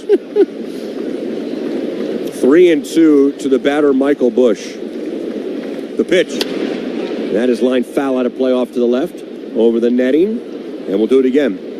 We still have 6 very meaningful games, I might add. So if you think you're going to come in here tomorrow just eating ice cream and talking about your All-Star break plans, you came to the wrong booth. Yeah, I know. This is Radio 1 at Camden Yards. The 3-2, swing and a miss. He struck him out. And he got him with an elevated curveball. 2 away, and Baker's retired all 5 batters he's faced. But, well, you know what? Like, typically, Ribeye is the one who eats all the ice cream. But on a night like tonight, you know, the Orioles trying to rally a little bit. Yeah, why not? Some rally ice cream might be a good call, and I would have brought you some if my hands weren't totally full. Base is empty and 2 outs as Bellinger takes a ball outside a slider. That was wide of the plate, 1-0. No, I'm happy for you. Looks delicious. Reese had his cake earlier. And what a piece that was. Fastball outside, 2-0. I'm surprised he didn't have the ice cream to go along with it. I kind of baited him into ice cream. I hate it when Reese is done. And the night is young. 2-0 to Bellinger. That's low for a ball, 3-0. It's like watching Kobayashi eat hot dogs. Yes. You don't like it when he's done. I will say this, and we don't have to discuss this ever again. I saw Reese come in with that cake. I look back for 5 seconds, it's gone. The 3-0, fouled out of play off to the left. Into the club level, 3-1. I mean, I suppose he's consistent. It was like the T-Rex in Jurassic Park. It was gone. It just vanished. I guess Shark Week is coming up. 3-1. Bellinger slices his foul into the club level. A ribeye eyes his prey. Reese keeps telling me he's going to the ocean waters when we head to South Florida in a few weeks. Like, that will entice me to go. I have a policy. I'm never going the ocean with Reese. The 3-2. And that fastball missed outside. Baker is frustrated with himself. The pitch was definitely wide. Good take by Bellinger, and he's a 2-out base runner. First batter to reach against Baker after he retired the first 5. 7-2 Cubs, top of the 6th. Baker certainly needs to pitch through the 6th, and then Brandon Hyde can piece it together the rest of the way. The long man in the Orioles bullpen, Cole Irvin, you would think is completely unavailable tonight because he threw a ton on Saturday in the loss, and that'd be Cole Irvin. There's a strike. A slider to get ahead 0-1. Although Irvin did not pitch well, he did chew up innings to alleviate the burden on the rest of the bullpen. Irvin in that game went 4 innings, 5 hits, 5 runs. Fastball is outside, 1-1 on a day where the starter, Cade Povich, got just 3 outs. And that will set you back. But the good news was Grayson Rodriguez responded with a really good start on Sunday, and then you had the off day yesterday, but you still want to burn leverage relievers in a game you're behind by 5. This is line just below us. Shy of the press box here at Camden Yards, and it's 1-2 to the batter, Suzuki. 7-2 Cubs. Bellinger on at first, being held on by Mountcastle. 1-2 to the batter, Suzuki. He's 1 for 3. Toss over to first base, and Bellinger back standing.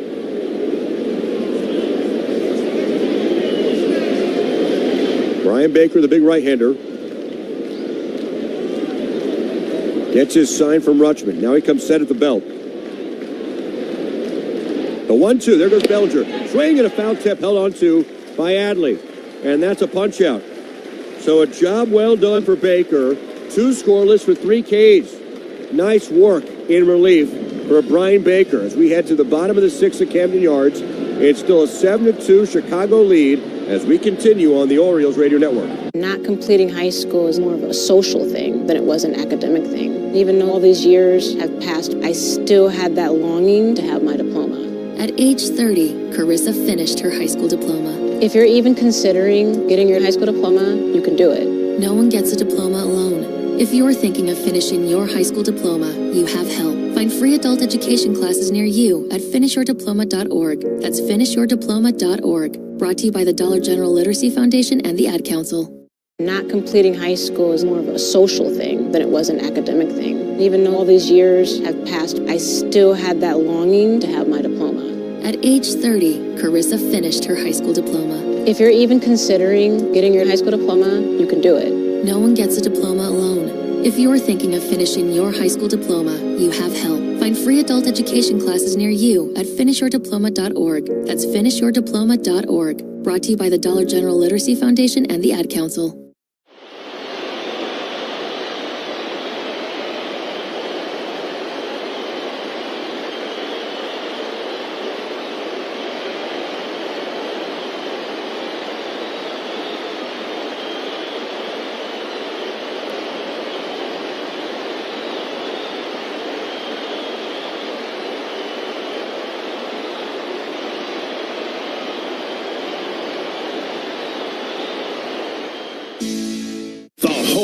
The Orioles, WBAL News Radio. Bottom 6, Orioles down by 5, 7-2. 2-3-4 due up for Baltimore against Jamison Tyone, who allowed a run in the second. That was a Westberg homer, and then will look to be a big inning opportunity, but turned out to be just a run in the bottom of the 3rd. Rutschman takes a strike, 0-1 to Adley. Adley, Santander, and O'Hearn, 2 up for Baltimore.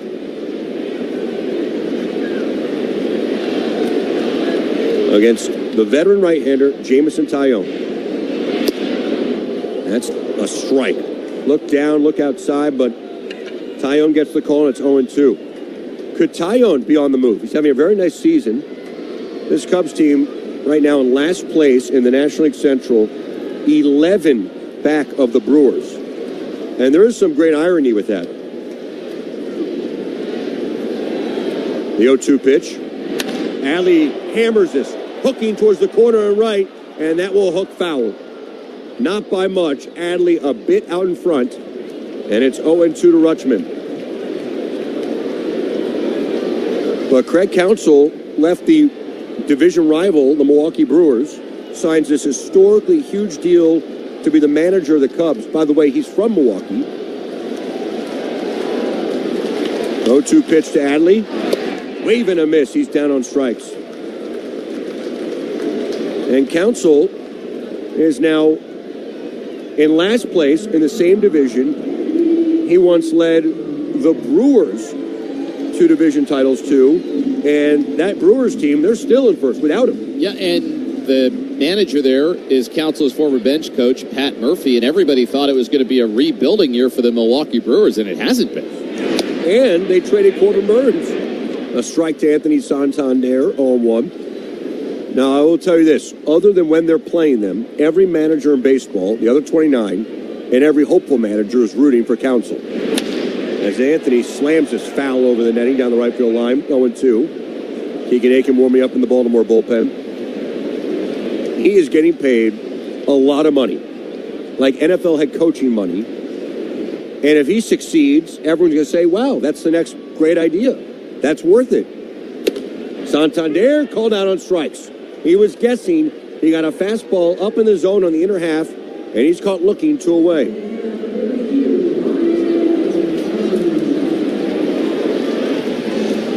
But if Counsell fails, and I mean in the long term, not necessarily this year, of course, in the end, it's more than anything else about the roster, and it's probably not a great roster, as O'Hearn bats and takes one in the dirt, 1-0. And we've detailed they don't hit very well.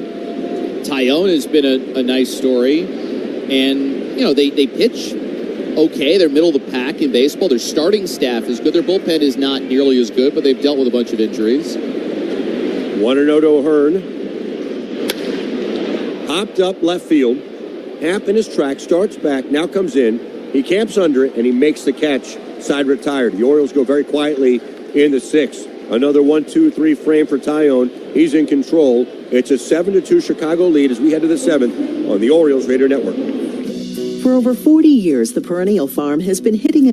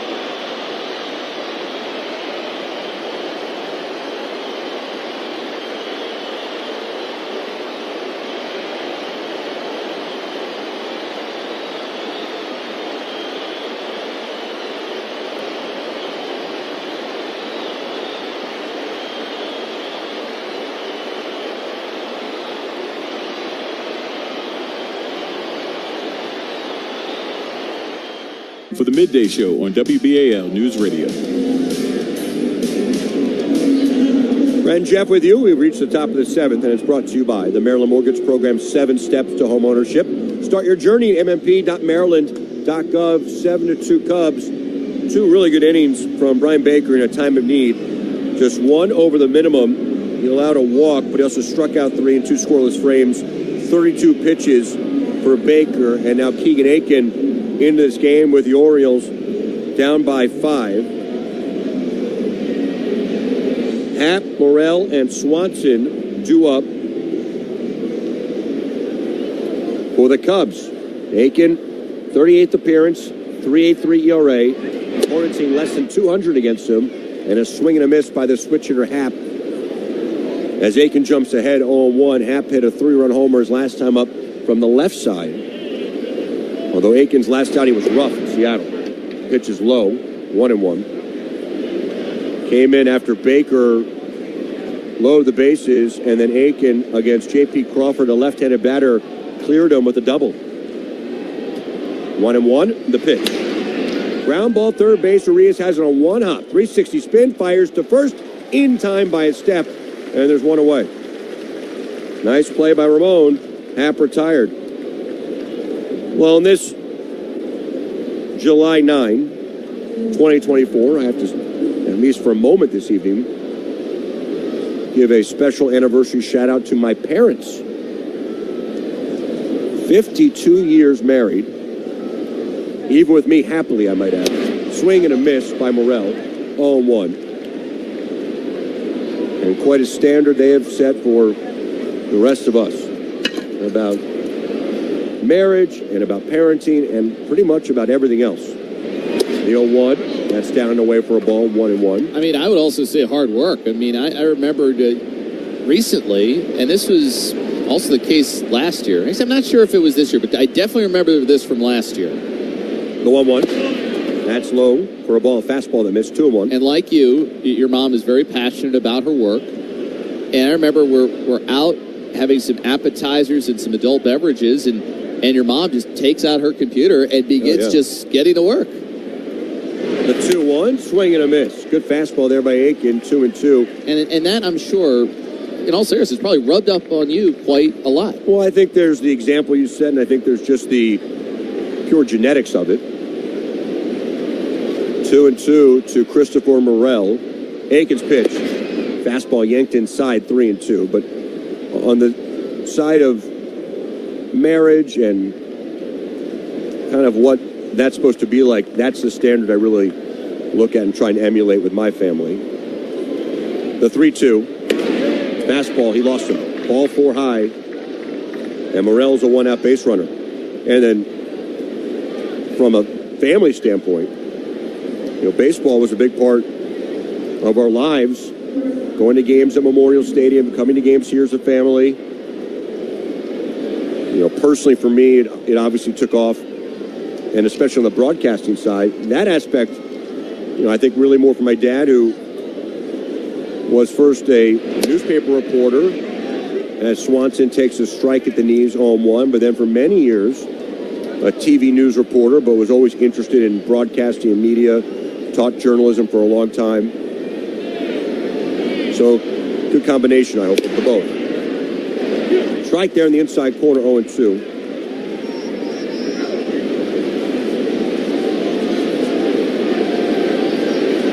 Hard to be married for 52 years nowadays. People are getting married so much later. The pitch. And there's a called strike 3. A fastball dotted on the inside corner at 95. And Aiken punches out Swanson. They're 2 away. And I think that Swanson kind of caught in between, maybe expecting the slider, and watch as it was framed by Adley Rutschman.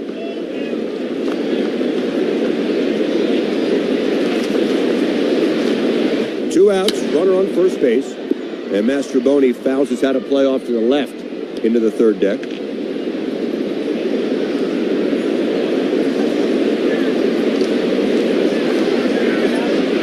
Aiken and Baker, both very sharp so far tonight. Mastroboni, a cut and a miss. Right now, Aiken isn't fooling around. These are fastballs in the middle of the plate. And he's saying, hit this. 0-2 to Mastroboni, who has walked twice. He's also lined out to short. Orioles down 7-2, top of the 7th here at Camden Yards. The pitch, fastball high, 1-2.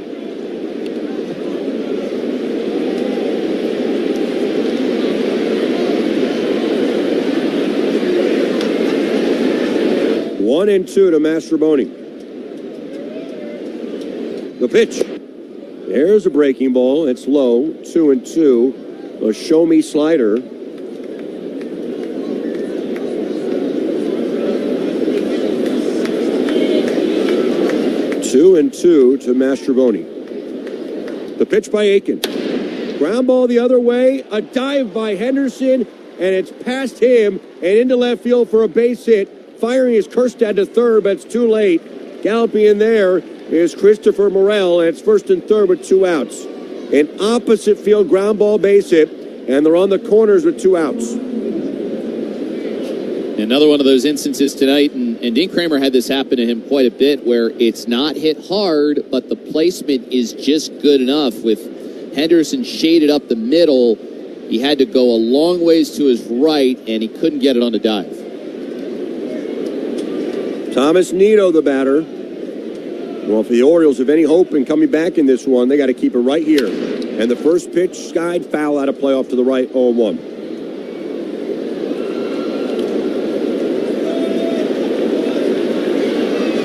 The 8th hit for the Cubs.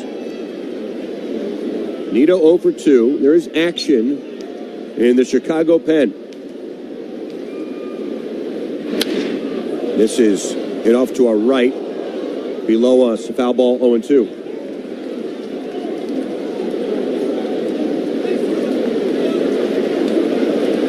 Tyson Miller, a right-hander, warming up for Chicago. Aiken ahead 0-2. He's been pounding the strike zone. First and third, 2 away. The pitch. Swing and a miss. He struck him out. And he got him with a changeup. So a couple of strikeouts for Aiken. He strands 2 base runners, and we'll stretch it out on a hot night at camp.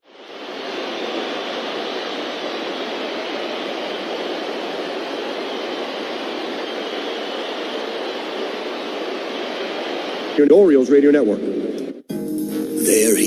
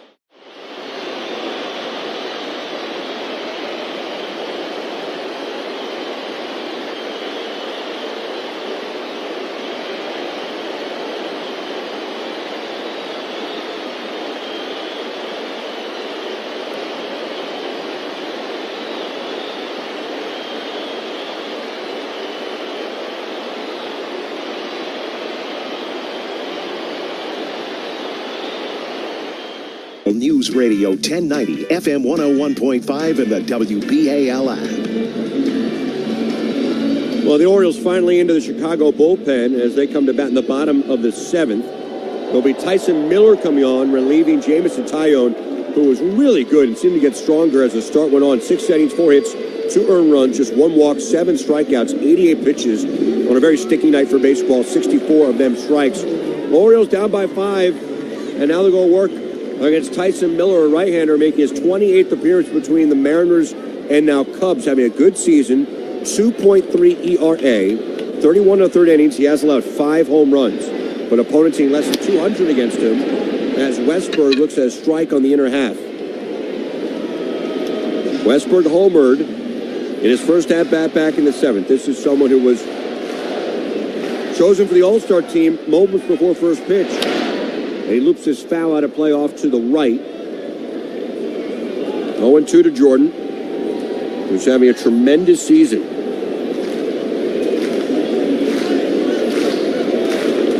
Westberg, Kerstad, and Mountcastle do up for Baltimore. Those need to go to work. They're down 7-2. The right-hander Miller deals.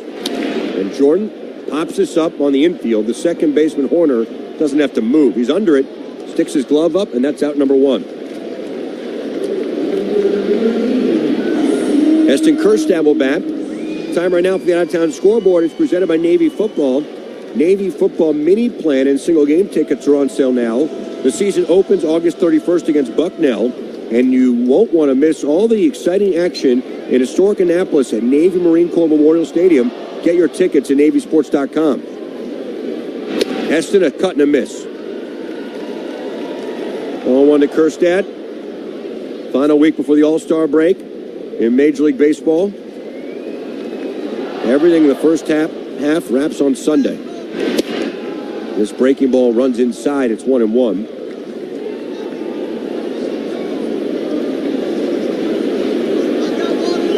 Right now, Tigers and Guardians tied at 7, bottom 6 in Detroit. Phillies pounding the Dodgers 9-1. That's after 6. Rolled foul by Kjerstad, 1-2. That is in Philadelphia. And right now, the Rays are beating the Yankees. Those struggling Yankees. Tampa Bay leads that game in St. Pete 4-1. That game heading to the bottom of the 6th. Orioles began play tonight 3 better than New York for first place in the AL East. Yankees coming to town on Friday. The 1-2. Heston takes a fastball just inside. 2-2.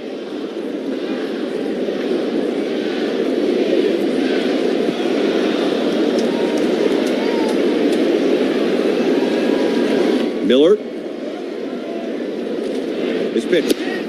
That's outside for a ball. 3-2 to Heston. Those Yankees, it has been a struggle. They are on the struggle bus. I'm just not sure who's driving. Heston into right field. That's a base hit. Finally, an Oriole base runner. It has been a while. Going back to the 3rd. But the Orioles get a single from Heston Kjerstad, and now Mountcastle will bat.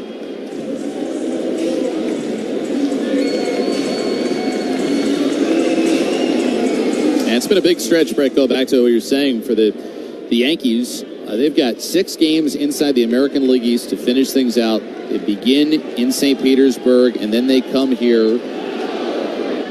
Mountcastle lines this just over the Orioles' dugout foul. And then right after the All-Star break wraps up, the Yankees, they realize that they're going to have to play 4 more against Tampa Bay to begin the second half of the season. So they're in a huge stretch of AL East games at a time where, like you said, they're not playing well.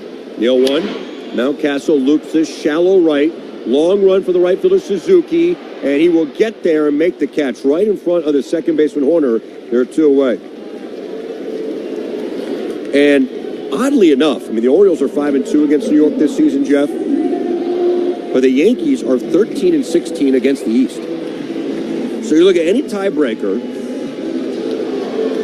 in any seeding right now, the Orioles, head-to-head against New York, they have that 3-game lead. In fact, they're 4 better in the loss column. Plus, they have the head-to-head, and the division records are not even close. The Orioles are an otherworldly 19-7 inside the East. Mullins looks at a fastball high, 1-0. If you go through the division records right now, the Orioles are 19-7. The Yankees are 13-16. Boston's an admirable 13-11. The Rays are 10-17. Mullins a cut and a miss on a slow sweeper, 1-1. And the Jays are 12-16. It's kind of varsity JV thing going on right now, at least inside AL East competition. Only 3 games, though, separating the Orioles and the Yankees, with a long way to go. Mullins loops his foul out of play off to our right, 1-2. This is game number 91 for the Orioles. So you're well past the halfway point right now.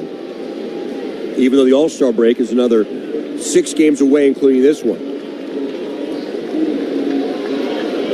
I do expect it, even though the Yankees are playing poorly right now, I expect to go down to the final few days of the season. A lot of variables, moves will be made, injuries will happen. I just see that. The 1-2 pitch to Cedric. popped up again. Shallow right over Suzuki towards the gap in right center. He gives way to Bellinger, and it's the center fielder making the catch. And the side is retired. The Orioles get a one-out single from Eston Kjerstad, and that is it. We're set. Not completing high school is more of a social thing than it was an academic thing. Even though all these years have passed, I still had that longing to have my diploma. At age 30, Carissa finished her high school diploma. If you're even considering getting your high school diploma, you can do it. No one gets a diploma alone. If you're thinking of finishing your high school diploma, you have help. Find free adult education classes near you at finishyourdiploma.org. That's finishyourdiploma.org. Brought to you by the Dollar General Literacy Foundation and the Ad Council. Not completing high school is more of a social thing than it was an academic thing. Even though all these years have passed, I still had that longing to have my diploma. At age 30, Carissa finished her high school diploma. If you're even considering getting your high school diploma, you can do it. No one gets a diploma alone. If you're thinking of finishing your high school diploma, you have help. Find free adult education classes near you at finishyourdiploma.org. That's finishyourdiploma.org. Brought to you by the Dollar General Literacy Foundation and the Ad Council.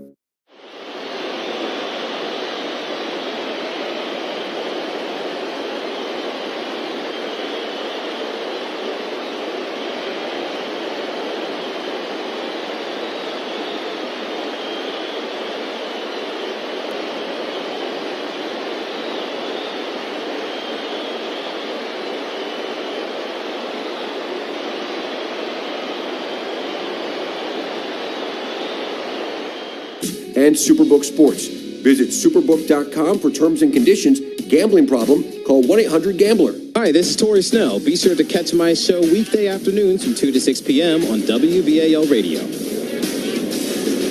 8th inning on a hot and muggy night for baseball at Camden Yards. 7-2 Cubs lead the Orioles. Aiken still on to pitch. And back in for the play-by-play, here is Jeff Arnold. All right, Brett, thanks so much. Horner to begin this 8th. As Aiken delivers and punches it into shallow left field, racing out as Henderson. It's over his head.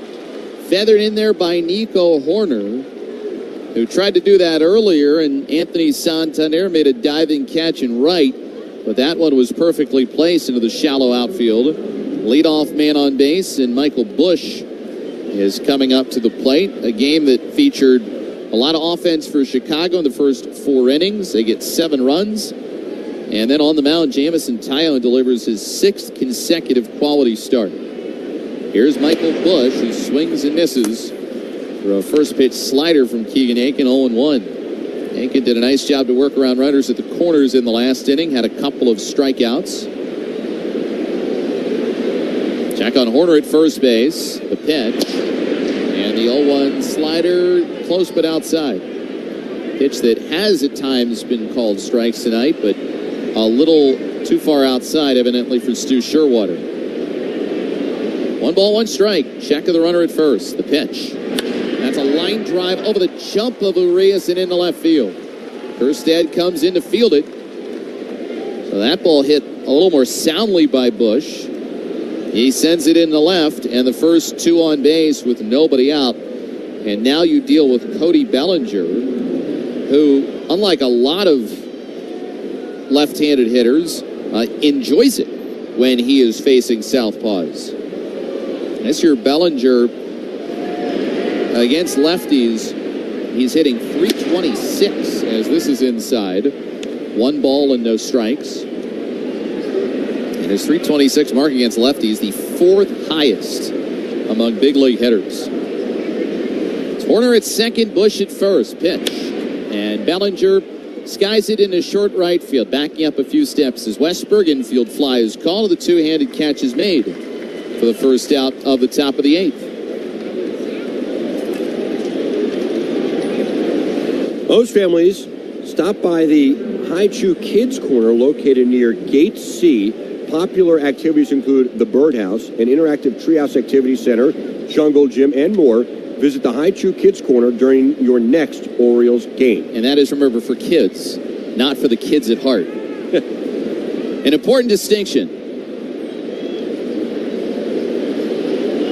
Here's Suzuki hitting right-handed outside. 1 ball and no strikes.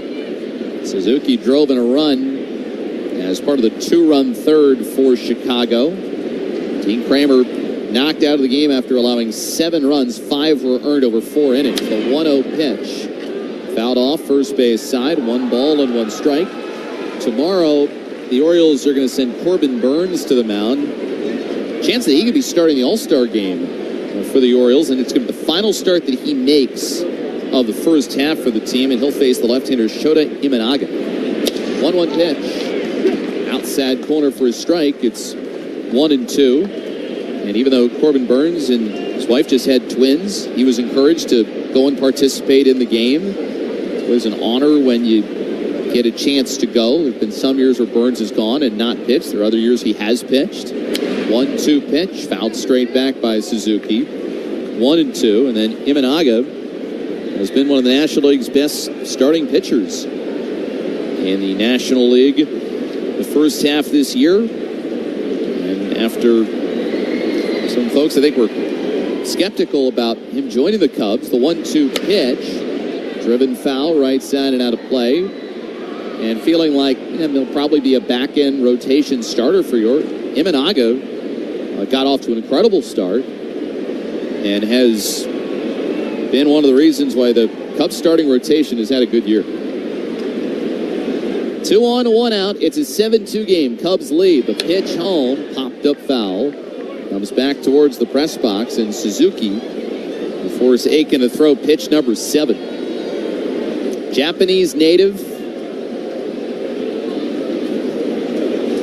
Lately, maybe hasn't gotten a lot of hits, but when he has, they have been for extra bases. 1-2. Line drive to left field going towards the corner. Kjerstad backhands it. Here comes Horner around third base. He's going to score. And as we talk of extra base hits, Suzuki's got his latest one. An RBI double to left to make it 8-2. Bush stops at third base, and Chicago with its first run since the 4th. Now, he battled Aiken, fought a lot of pitches away until he was able to handle one down the right field line. It looked like he got jammed a little bit, but he was able to keep his hands inside the baseball. Good piece of hitting to somehow keep the barrel on the ball, and Suzuki is going to come out for a pinch runner.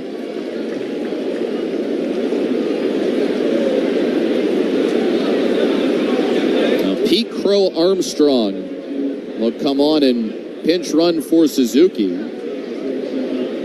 And Allian Happ stands in. Right-hand batter, swings and misses. 0-1. Shows a lot of strength there from Suzuki. I'm not sure how he was able to get that into the outfield. Not that it was smoke, but with enough authority to go that far. I mean, it looked like his outside corner for a strike. It's 0-2. I mean, I don't think he had his arms extended at all. Yeah, I mean, it felt like the bat was right against his belly, but he still managed to get the barrel to it. Good bat-to-ball skills and a lot of strength. 0-2 against Happ. Pitch home, fouled upstairs and to our right. 11 hits for the Cubs, only 5 for the Orioles, and the Orioles committed 2 errors, and those both came in the 3rd inning. An inning where Kramer allowed those runs, but none of them were earned. 2 strikes, 1 out, infield in, pitch home. That is high off the glove of Rutschman to the backstop, and no advancement by Bush, who didn't read it correctly. And so not wanting to risk it, he stays put at third base. There is no one warming up in the Orioles bullpen, so Aiken's going to have to figure this out here in the 8th. And no Cole Irvin today. Brian Baker did a good job over his 2 innings. Aiken threw a lot of pitches in the 7th, but no damage done, and he's thrown about the same number in the 8th, but he's only got 1 out. 1-2. Fastball inside corner, strike 3. Happ is rung up. So Aiken, his 3rd strikeout. 2 gone now, but still at 2nd and 3rd. And now here comes Christopher Morel. Morel has been on base 3 times. Once via single, once via air, once via walk. Aiken played hard. A swing and a miss. A late swing there by Morel, who decided to pull the trigger late on the slider.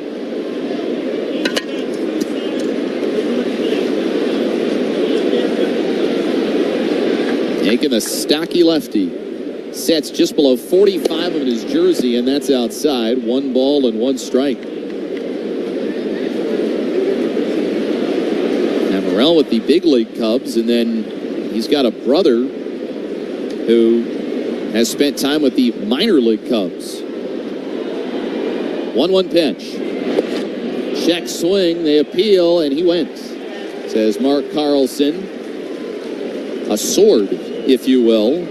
Flipped his hands forward, not a complete swing, and Morel offered 1-2. Now, Christopher Morel, known as a guy that has great power, great speed, plays with his hair on fire, but is prone to being inconsistent and is trying to find a position of play. The 1-2, 3/4 swing and a miss for strike 3. Well, he gets sorted again. Back-to-back strikeouts for Aiken, but Suzuki's good piece of hitting allows the Cubs to get an add-on run. Not completing high school is more of a social thing than it was an academic thing. Even though all these years have passed, I still had that longing to have my diploma. At age 30, Carissa finished her high school diploma. If you're even considering getting your high school diploma, you can do it. No one gets a diploma alone. If you're thinking of finishing your high school diploma, you have help. Find free adult education classes near you at finishyourdiploma.org. That's finishyourdiploma.org. Brought to you by the Dollar General Literacy Foundation and the Ad Council. Not completing high school is more of a social thing than it was an academic thing. Even though all these years have passed, I still had that longing to have my diploma. At age 30, Carissa finished her high school diploma. If you're even considering getting your high school diploma, you can do it. No one gets a diploma alone. If you're thinking of finishing your high school diploma, you have help. Find free adult education classes near you at finishyourdiploma.org. That's finishyourdiploma.org. Brought to you by the Dollar General Literacy Foundation and the Ad Council.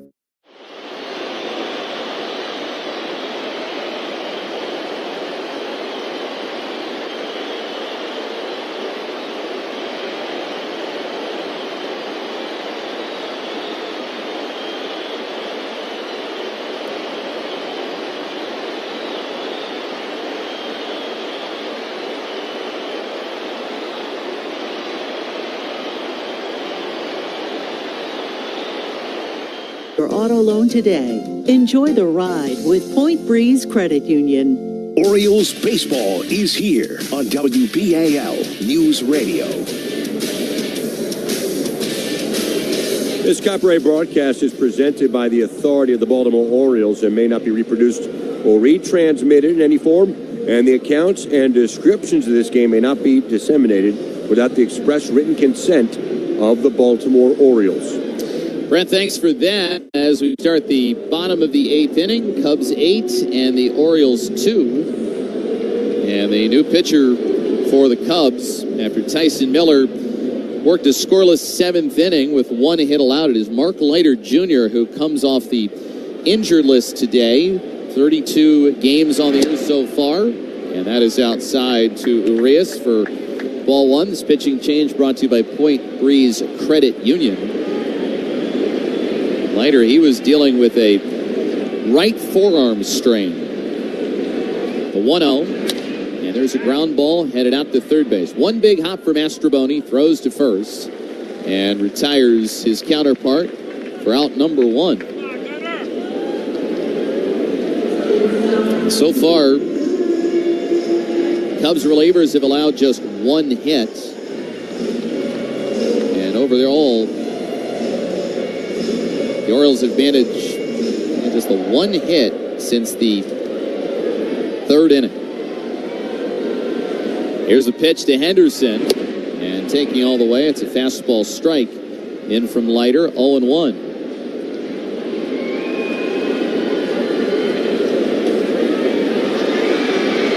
Leiter's a stocky righty wearing long blue sleeves with his gray uniform. The 0-1 pitch, swing and a miss. As Henderson out in front of a breaking ball, no balls and 2 strikes. Sinker, split, sweeper, cutter, and curveball for Leiter. 0-2 the count. Leiter from Fort Lauderdale had Tommy John surgery in 2019, originally a 22nd round pick by the Phillies. The 0-2 is in the dirt, 1 ball and 2 strikes. He is the cousin of Jack Leiter, He's a pitcher for the Rangers. And then Mark Leiter Jr.'s dad is Mark Leiter, who spent 11 years in the big leagues, included time with the Yankees and Angels. 1-2 pitch, swing and a miss, strike 3. Nasty pitch down and in. It was a really good curveball. Strikes out Henderson. Get 2 away in this 8th inning. So Adley Rutschman is going to dig in there.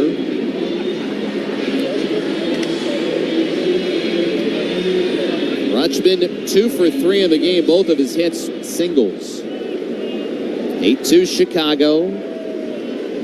Leiter works from the stretch. Kicks and pitches. And a fastball is a strike over the outside corner. 0-1. That is the first matchup between the Orioles and the Cubs this year. 0-1 the count. The next offering pounded on the ground. Deep first. Backhanded by Bush. He'll underhand to his pitcher covering. Leiter steps in the bag ahead of Rutschman. And Mark Leiter Jr. has a scoreless 8th inning after coming off the IL.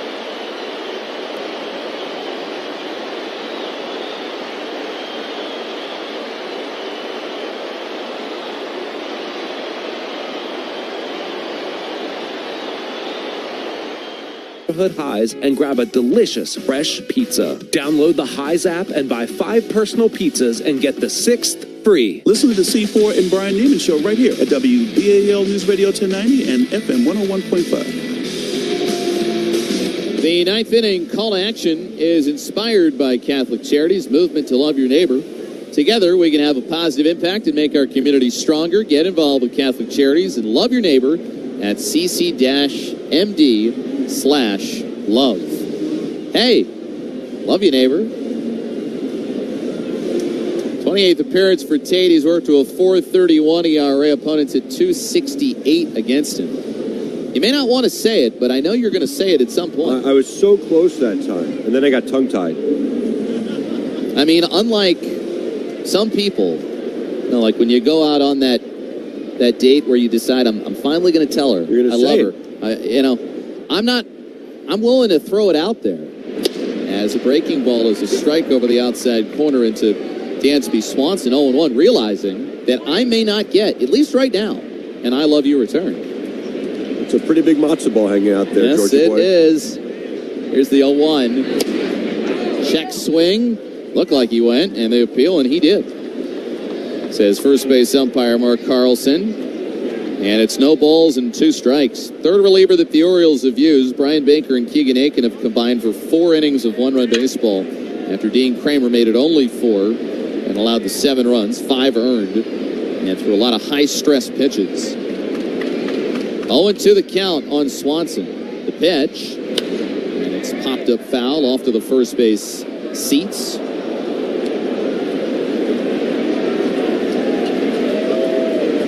Now 0-2 the count. Hunter Biggie is warming up in the Cubs bullpen.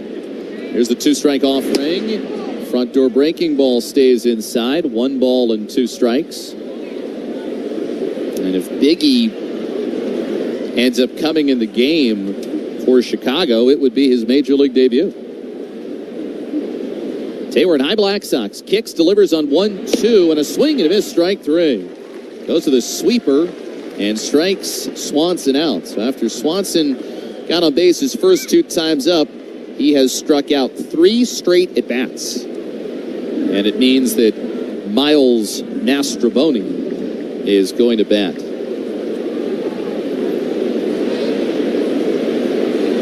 Mastrobuoni on base 3 times, twice has walked. Hitting left side, Tate plateward. And it's a strike over the outside corner. 0-1. Cubs trying to build off of their positive weekend against the Angels when they won a series and took 2 out of 3.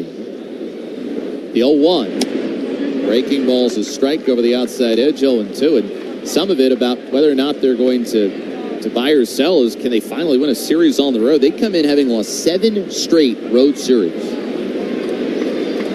The Orioles playing from behind here. 8-2 is your score.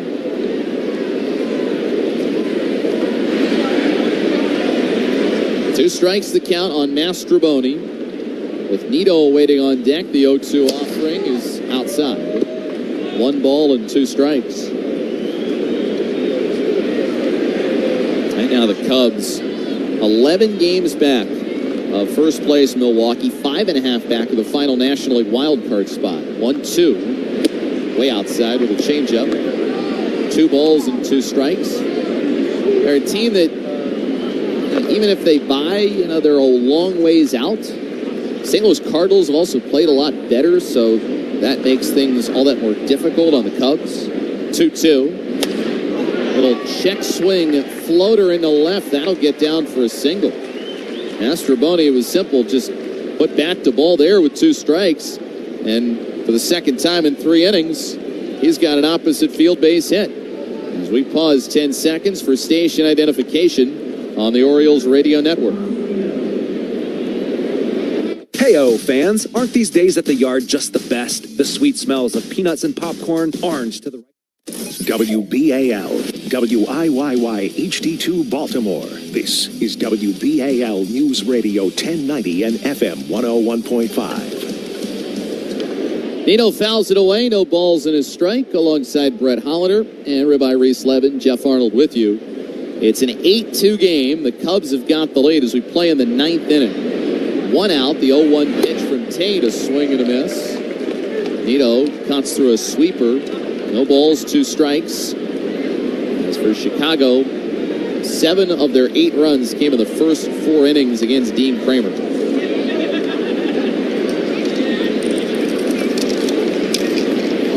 Oh, 2. Throw to first base to check on Mastrobuoni, who dives back safely. We said tomorrow it's going to be Corbin Burns making the start against Shota Imanaga.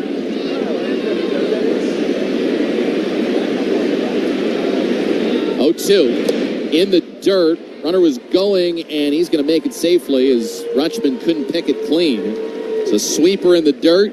Mastrobuoni had a good jump, so credit him with a stolen base.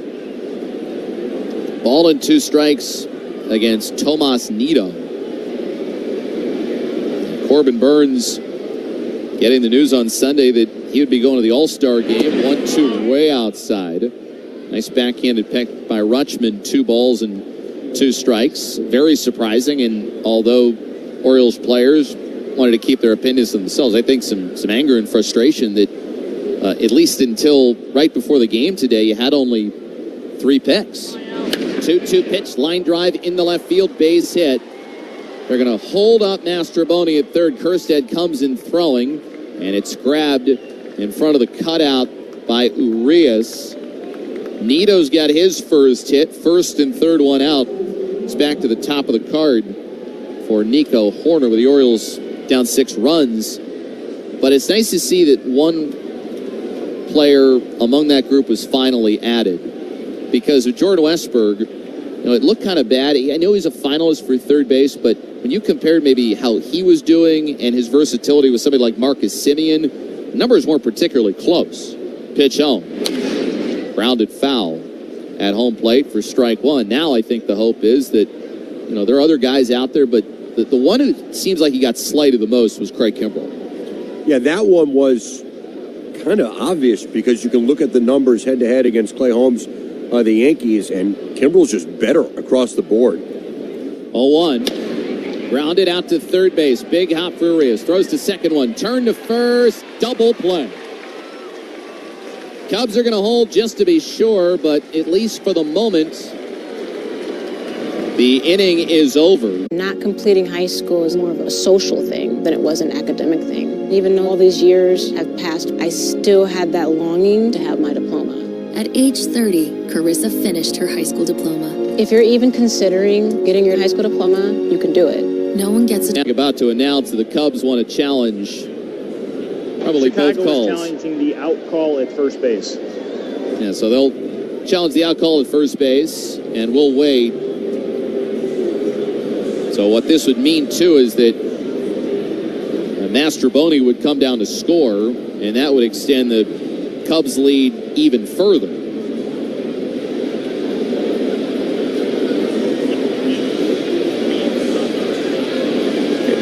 I think he's safe. Everything just a bit late today for the Orioles. Just one of those games. I went back and looked at this, Jeff. The Orioles, you can't make excuses. It's just a reality of the baseball schedule. I think we'll have an answer here in a moment. And I'm willing to bet probably safe. After review, the call on the field is overturned. The runner is safe. Chicago will retain their challenge. Retain their challenge, and they will get a run, too, so it is now 9-2 Cubs. Orioles came back from Southern California in late April, had an off day, and then started a series against the A's here. They got pounded 16-9 in that game. Orioles came back from Houston and had to play the next day against Cleveland, and they lost that game. And then west to east, day off yesterday, but say west east, you get home around 4, in the morning or so, and it's kind of that night again. There seems to be a trend there. Pitch to Bush is low for ball one. Now, it is a great accomplishment that you win 2 series out on the West Coast. Ryan O'Hearn was saying that it's hard to go out west and win consecutive series. The Orioles have been good at doing that over the last 2 years. 1-0. Outside corner for a strike. 1 ball and 1 strike. Tonight have been a little bit flat. Cubs, they have had some good breaks in there. They've also pitched really well. 1-1. Pitch home. Hit on the ground to the hole at second base. Past Westberg's lunge and in right. Horner moves up to second base. And Bush, he has got a 4-hit game for Chicago. Yeah, you won't hear any excuses from Brandon Hyde or any player. You just can't have it, won't happen. No one's going to be happy about this game. But part of the great marathon of the sport, it's what makes it unique in just the volume of games, the lack of days off, and the intense travel. Now here's Bellinger, who shifted over to right field when Pete Crow Armstrong came in. It's in the dirt. 1 ball and no strikes. 9-2, Chicago leading. Check of second, 1-0 offering. Outside from Tate. 2 balls and no strikes.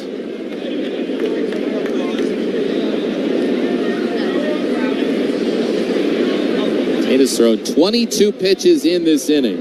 He's given up 3 hits, 1 run in, 2-0 from the belt. He brings it, and Bellinger hits a silo ball near second base. Gunnar Henderson walks across the bag now in front of the bag, makes the catch on the grass cutout, ending the inning. Chicago adds 1 more for good measure. They've scored the last 2. And as we go to the bottom of the ninth, Chicago 9, Orioles 2 on the Orioles Radio Network.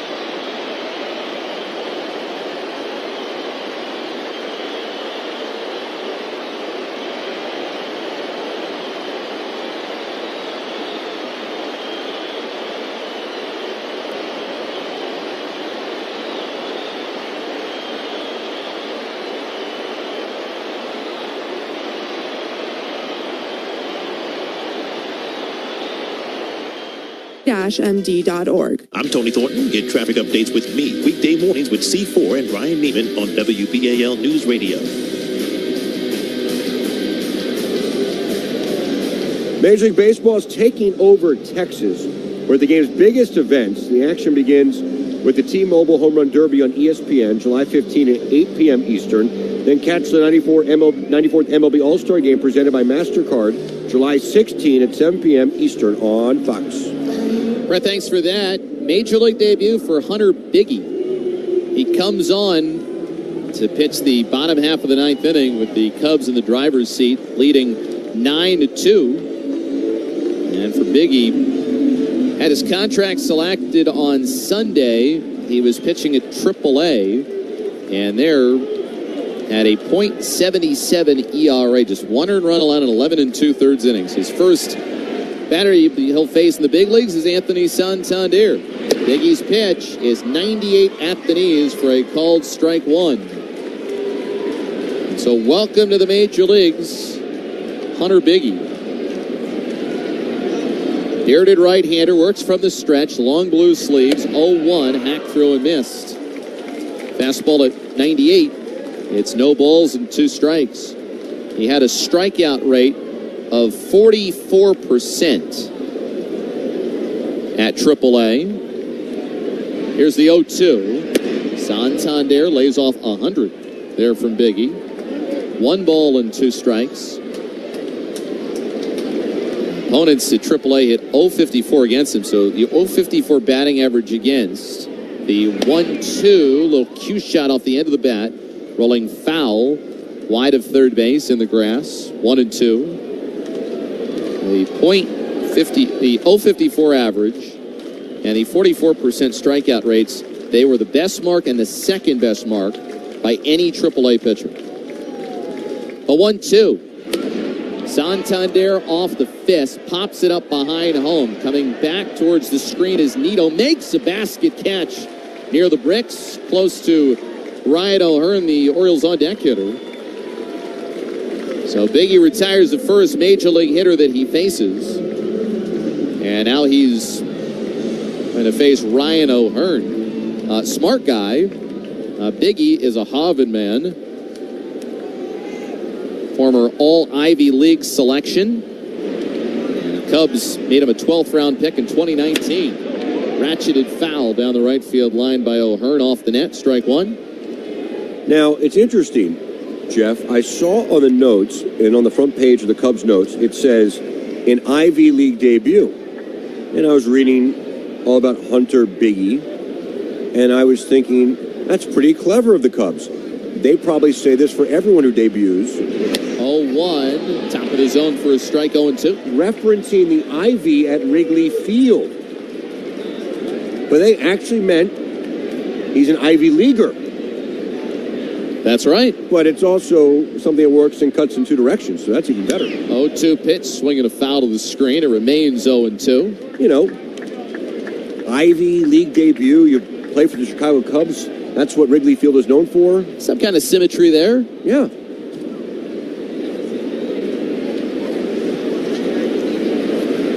Two strikes to count on O'Hearn. 9-2. Cubs lead bottom 9. The pitch here, fastball, strike 3 at 100. And they will take that baseball and they will flip it towards the Cubs dugout to mark Hunter Biggie's first major league strikeout. And the authenticator, this man in a blue shirt who sits in the well just to the right of the top steps of the Cubs dugout, takes the ball and ensures that it is authenticated properly. 2 outs now. Here's Jordan Westberg, who swings and misses at Biggie's first pitch slider, 0-1. I mean, for a guy who's making his major league debut, certainly doesn't look like it. 0-1. Biggie with his hands away from his body, and the fastball is a strike. Outside corner, 0-2.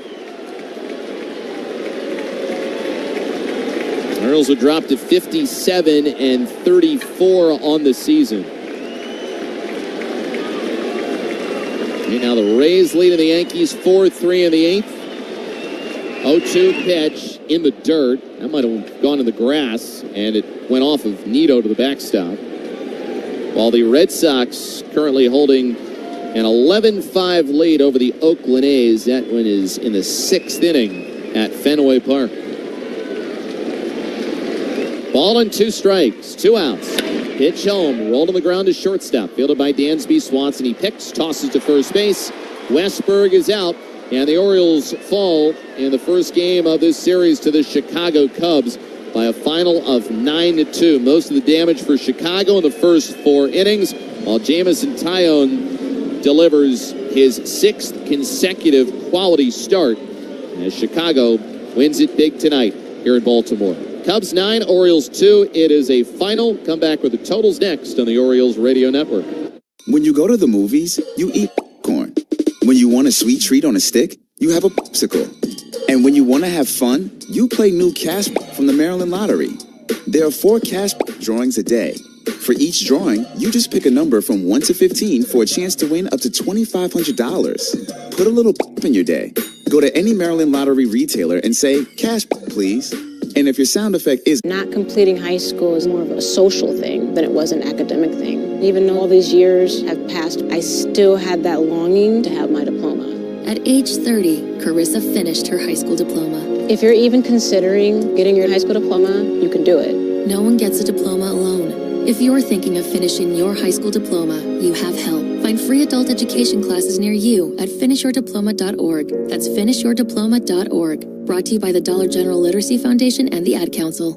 Not completing high school is more of a social thing than it was an academic thing. Even though all these years have passed, I still had that longing to have my diploma. At age 30, Carissa finished her high school diploma. If you're even considering getting your high school diploma, you can do it. No one gets a diploma alone. If you're thinking of finishing your high school diploma, you have help. Find free adult education classes near you at finishyourdiploma.org. That's finishyourdiploma.org. Brought to you by the Dollar General Literacy Foundation and the Ad Council.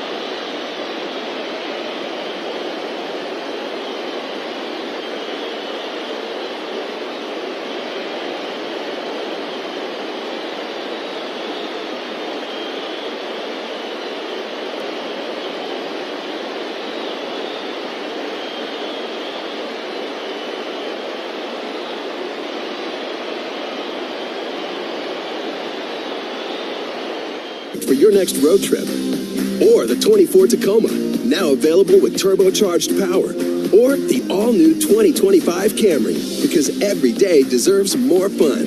Find out more at buyatoyota.com, the official website for deals. Offer ends July 31st. Toyota, let's go places. For almost 40 years, Ground Loop Geothermal has been an industry leader in geothermal heating and cooling. Talk with one of the most experienced geothermal installers in the country. Ground Loop Geothermal at groundloop.com. That's groundloop.com. Drive, integrity, community, virtues that our hometown baseball team and Baltimore lawyers Dan Miller and Kevin Stern have in common. This is Brett Hollander. I've known Dan and Kevin a long time. They live here, unlike others who pretend. Whether it's an aggressive opponent or a life-altering injury, they protect their own. They're like a great catcher behind the plate. Nothing gets past them. Dan and Kevin are dedicated to making a difference in the lives of their clients. Call them for a free consultation at 410-LAW-FIRM. That's 410-LAW-FIRM. Have you been on the fence about moving in today's competitive real estate market but unsure whether to sell or buy first? The Lee Tessier team Sell Now, Move Later program is perfect for those looking to maximize their home's value without the rush. They'll buy your home, letting you tap into your equity and skip the usual hassles. You can enjoy the freedom to find your dream home while continuing to live on your current one. Plus, their team will assist with a seamless move on your schedule. It's really that easy. Call the Lee Tessier team today at 410-638-9555 and start packing. Teeth are amazing. That's why at Affordable Dentures and Implants, we believe it's time the world sees your smile. With new financing options, you don't need to wait to get your smile back. Our practices in Jessup, Towson, and Abingdon are open to serve you. Schedule a free new smile consultation. Call 1-800-DENTURE or visit affordabledentures.com to find a location near you. That's 1-800-DENTURE or visit affordabledentures.com. Affordable Dentures and Implants. Go ahead and smile. Drive into summer with a Honda CR-V and Accord. Your fun-to-drive, weekend getaway vehicles. And when you drive a Honda, you're driving with the 2024 Kelley Blue Book's KBB.com Best Value brand. So hurry in to the Honda Summer event.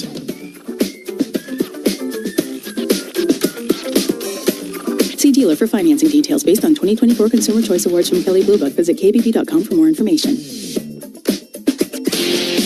Wednesday on Kirk and Marianne, we have tickets for comedian Patton Oswalt up for grabs at 3. Then at 4, Stream Our Show. Hear the dirty word of the day, and you could win Leonard Skinner's ZZ Top tickets. Join us for all that and more. Kirk and Marianne, Wednesday 2 to 7 here on 98 Rock. I'm meteorologist Ava Marie. Hear my forecast with C4 and Brian Neiman weekday mornings on WBAL News Radio. Now, highlights from today's game on the Orioles Radio Network. And game highlights are brought to you by PNC. PNC Bank, brilliantly boring since 1865. First game of the series and the first meeting between the Orioles and the Cubs this season. It would not take Chicago very long to get on the board. Michael Busch, the second batter of the game at the plate against Dean Kramer. Michael Busch cranks the first one to deep right field. Santander will watch it sail out of here. It's onto the flag court. Out in right field. First pitch hacking. And for the first time since coming off the injured list, Dean Kramer has allowed a run. A solo shot makes it 1-0 Chicago, 2 batters in. Now, Michael Busch was attacking in second straight game where he had hit a home run. In the second inning, Chicago would extend their lead as they would get singles from Happ and Morrell. And then after a walk by Mastroboni, Tomas Nido would hit a sacrifice fly to make it 2-0. 2 outs in the inning. It could have been worse, but with Nico Horner at the plate, Santander would make a great play in right field. That is a little pop-up, shallow right, coming on as Santander dives and makes the catch.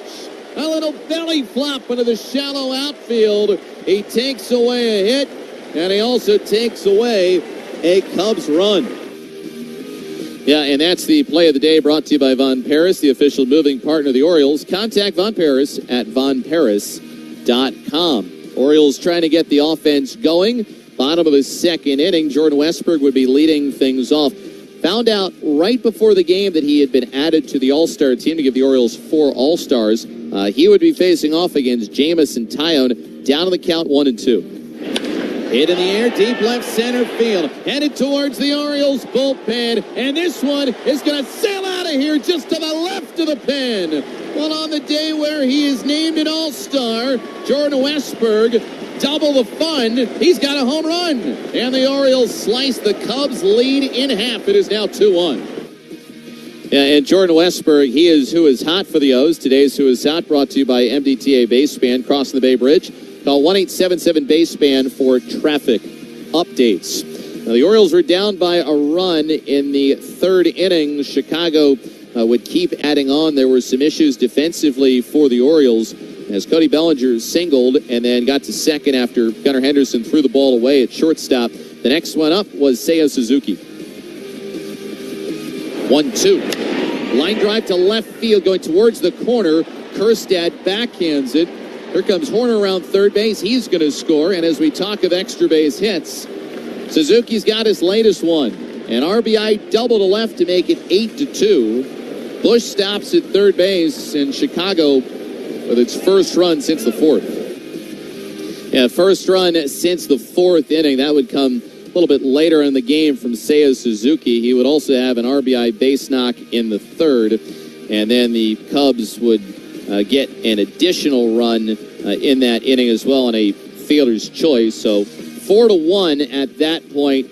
Gunnar Henderson would then come up to the plate in the third inning. That'd be a double play ball that Santander would hit into after Henderson and Rush collected singles.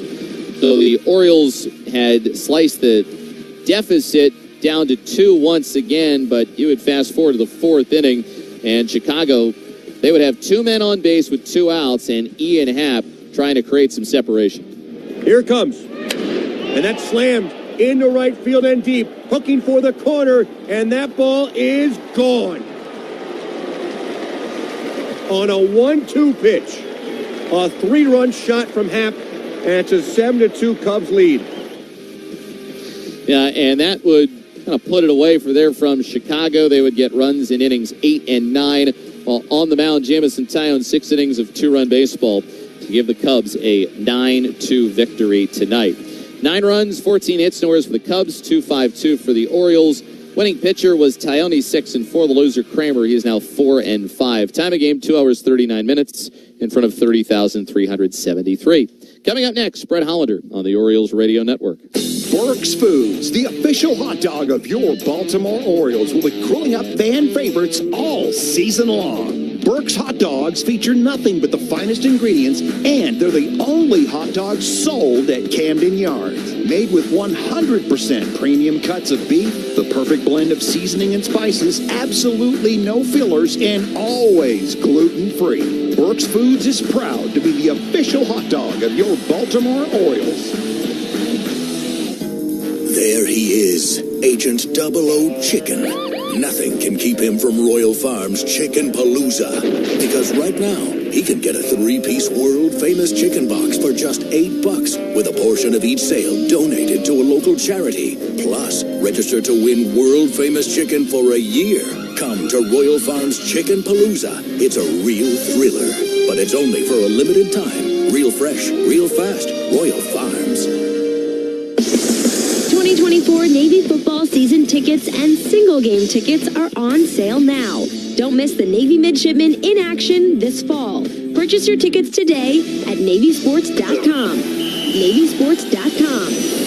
The jet flyovers, parachute teams, and brigade march-ons display the pageantry of Navy football.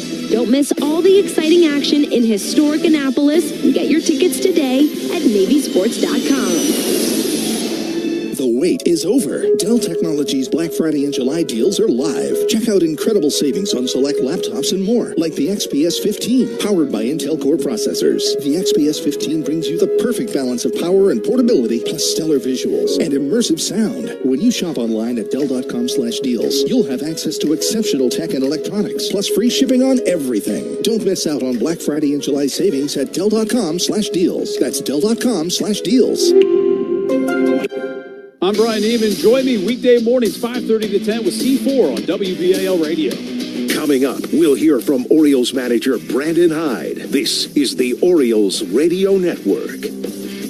And this portion of Orioles Clubhouse brought to you by Uncle Charlie's. Uncle Charlie's, Baltimore Orioles fans never say uncle unless it's for Uncle Charlie's, the official sausage of the Orioles. Tough night for the O's. They fall 9-2 to the Chicago Cubs. Dean Kramer, a lot of high-stress innings after it was kind of smooth sailing against the Seattle Mariners. Today got bogged down, pitched with a lot of traffic in his 4 innings in the game. Yeah, it wasn't sharp. There was a lot of soft contact. I think it was a tough night for him to pitch, a very sticky, humid, muggy night. He wasn't at his best, the walks and the hit by pitch, and there were some long balls, but there were 2 errors behind him, which were devastating at the time when you just look at what it led to. In fact, there was a play that I think he feels he probably should have made on a comebacker. I mean, that should be an out. And I think in that inning, which eventually became the 3-run fourth, Jeff, I think it would have been 2 up, 2 down, bases empty. So these things can spiral on you, and it was that kind of night for Dean. A third inning where he gives up 2 unearned runs, couple of errors. Orioles offense quiet against Jamison Tyone and the Cubs. And Chicago wins the first of the series 9-2. Up next, Orioles skipper Brandon Hyde on the Orioles Radio Network. Drive into summer with a Honda CR-V and Accord. Your fun-to-drive, weekend getaway vehicles. And when you drive a Honda, you're driving with the 2024 Kelley Blue Book's KBB.com Best Value brand.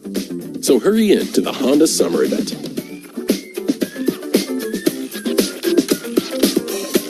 See dealer for financing details based on 2024 Consumer Choice Awards from Kelley Blue Book. Visit kbb.com for more information.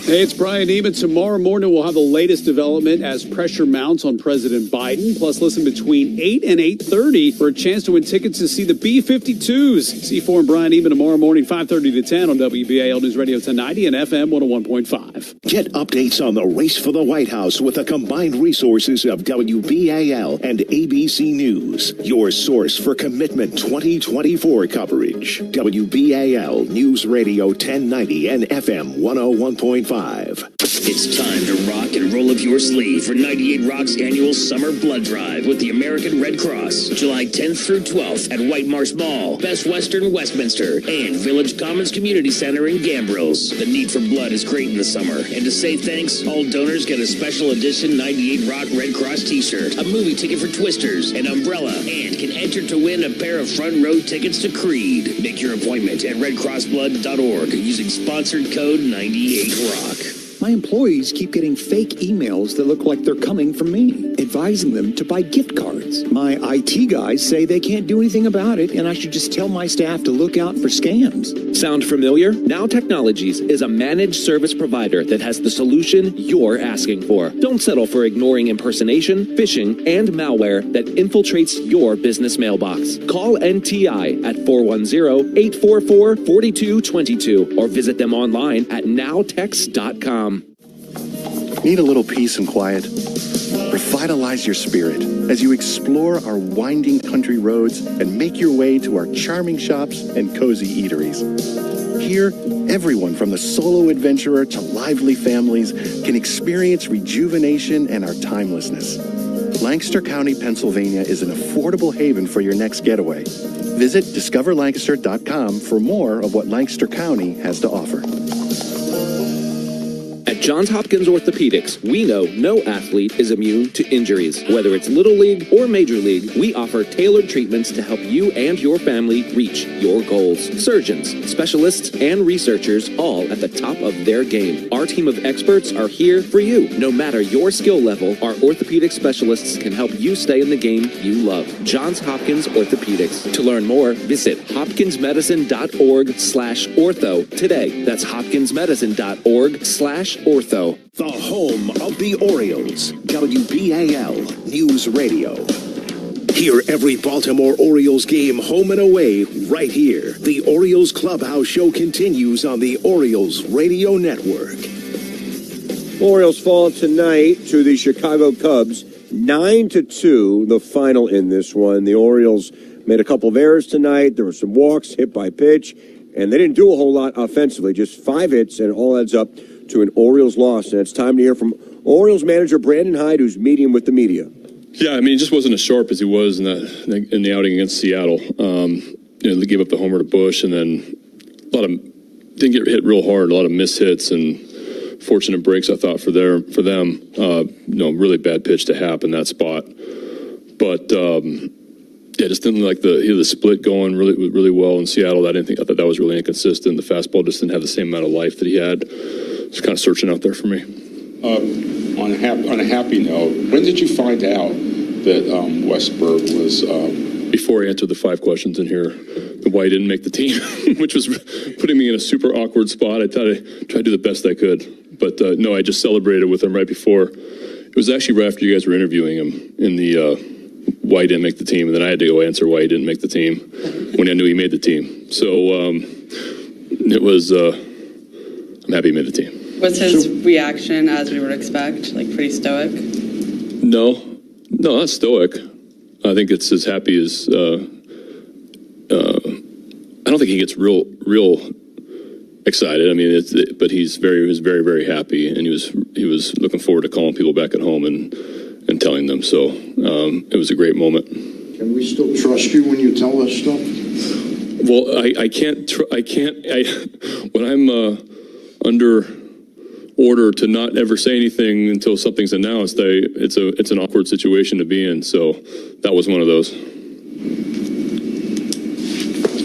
I'm glad not to answer any more questions about that game. Thank you. Yeah, that's a good out. You can talk about Jordan Westburg, the bright spot of the day. Not only did he homer, he will make his first All-Star team. So the Orioles do get 4 to Arlington, Texas, and the 94th Midsummer Classic. But on this night, the Orioles fall in Game 1 of this 3-game set to the Cubs, 9-2 the final. Jeff Arnold, when we come back to wrap things up along the Orioles Radio Network. My employees keep getting fake emails that look like they're coming from me, advising them to buy gift cards. My IT guys say they can't do anything about it, and I should just tell my staff to look out for scams. Sound familiar? Now Technologies is a managed service provider that has the solution you're asking for. Don't settle for ignoring impersonation, phishing, and malware that infiltrates your business mailbox. Call NTI at 410-844-4222 or visit them online at nowtex.com. Whether it's your first time betting or you've been gambling for years, have a plan and know the game. Be aware of the rules and odds before you gamble. Set a budget and never gamble with money you can't afford to lose. Take a break and consider teaming up with trusted friends to help you stick to your budget. Remember, if you or a loved one has a gambling problem, call 1-800-GAMBLER 24/7 or go to helpmygamblingproblem.org for free confidential services. 2024 Navy football season tickets and single game tickets are on sale now. Don't miss the Navy midshipmen in action this fall. Purchase your tickets today at NavySports.com. NavySports.com. The jet flyovers, parachute teams, and brigade march-ons display the pageantry of Navy football. Don't miss all the exciting action in historic Annapolis. Get your tickets today at NavySports.com. Our sports person Valerie and our producer Joe are going to trade places. And that also includes trading clothing, as Joe will try and fit into a pair of pants that Valerie no longer wants. It's all tomorrow morning. Justin Scott and Spiegel, 98 Rock. Planning on crossing the Bay Bridge? Avoid Bay Bridge delays this summer by going to baybridge.com or calling 1-877-BASEBAN for traffic updates and real-time information. When crossing the Bay Bridge, know, then go. I'm TJ Smith. Join me weekdays from 10 a.m. to 2 p.m. for the Midday Show on WBAL News Radio. You are listening to the Orioles Clubhouse Show. Now, a look ahead to the next game on the Orioles Radio Network. Yeah, that next game's tomorrow night, 6:35. Pregame at 6 o'clock across the network. Right-hander Corbin Burns, the All-Star, makes the start. He'll look for his 10th win, 9-3 record, 2.32 ERA. He'll match up against left-hander Shota Imanaga in his first season with Chicago. He's gone 7-2 with a 3.16 ERA. He is an All-Star as well for the National League. Again, 6:35 for his pitch in the pregame, 6 o'clock across the network. Ryan Leschko back in studio for us tonight, high atop TV Hill. Thank you for all of your work. Our on-site producer-engineer is Reese Levin. And for Brett Hollander, Jeff Arnold saying so long. Tough night for the Orioles. They fall to the Cubs 9-2. They'll try and rebound and win the next two with Corbin Burns on the mound tomorrow. We will talk to you from downtown Baltimore tomorrow night, and we look forward to that. Until then, you've been listening to the Orioles Radio Network. You've been listening to the Orioles Clubhouse on the Baltimore Orioles Radio Network. Today's game was brought to you by Ground Loop Heating and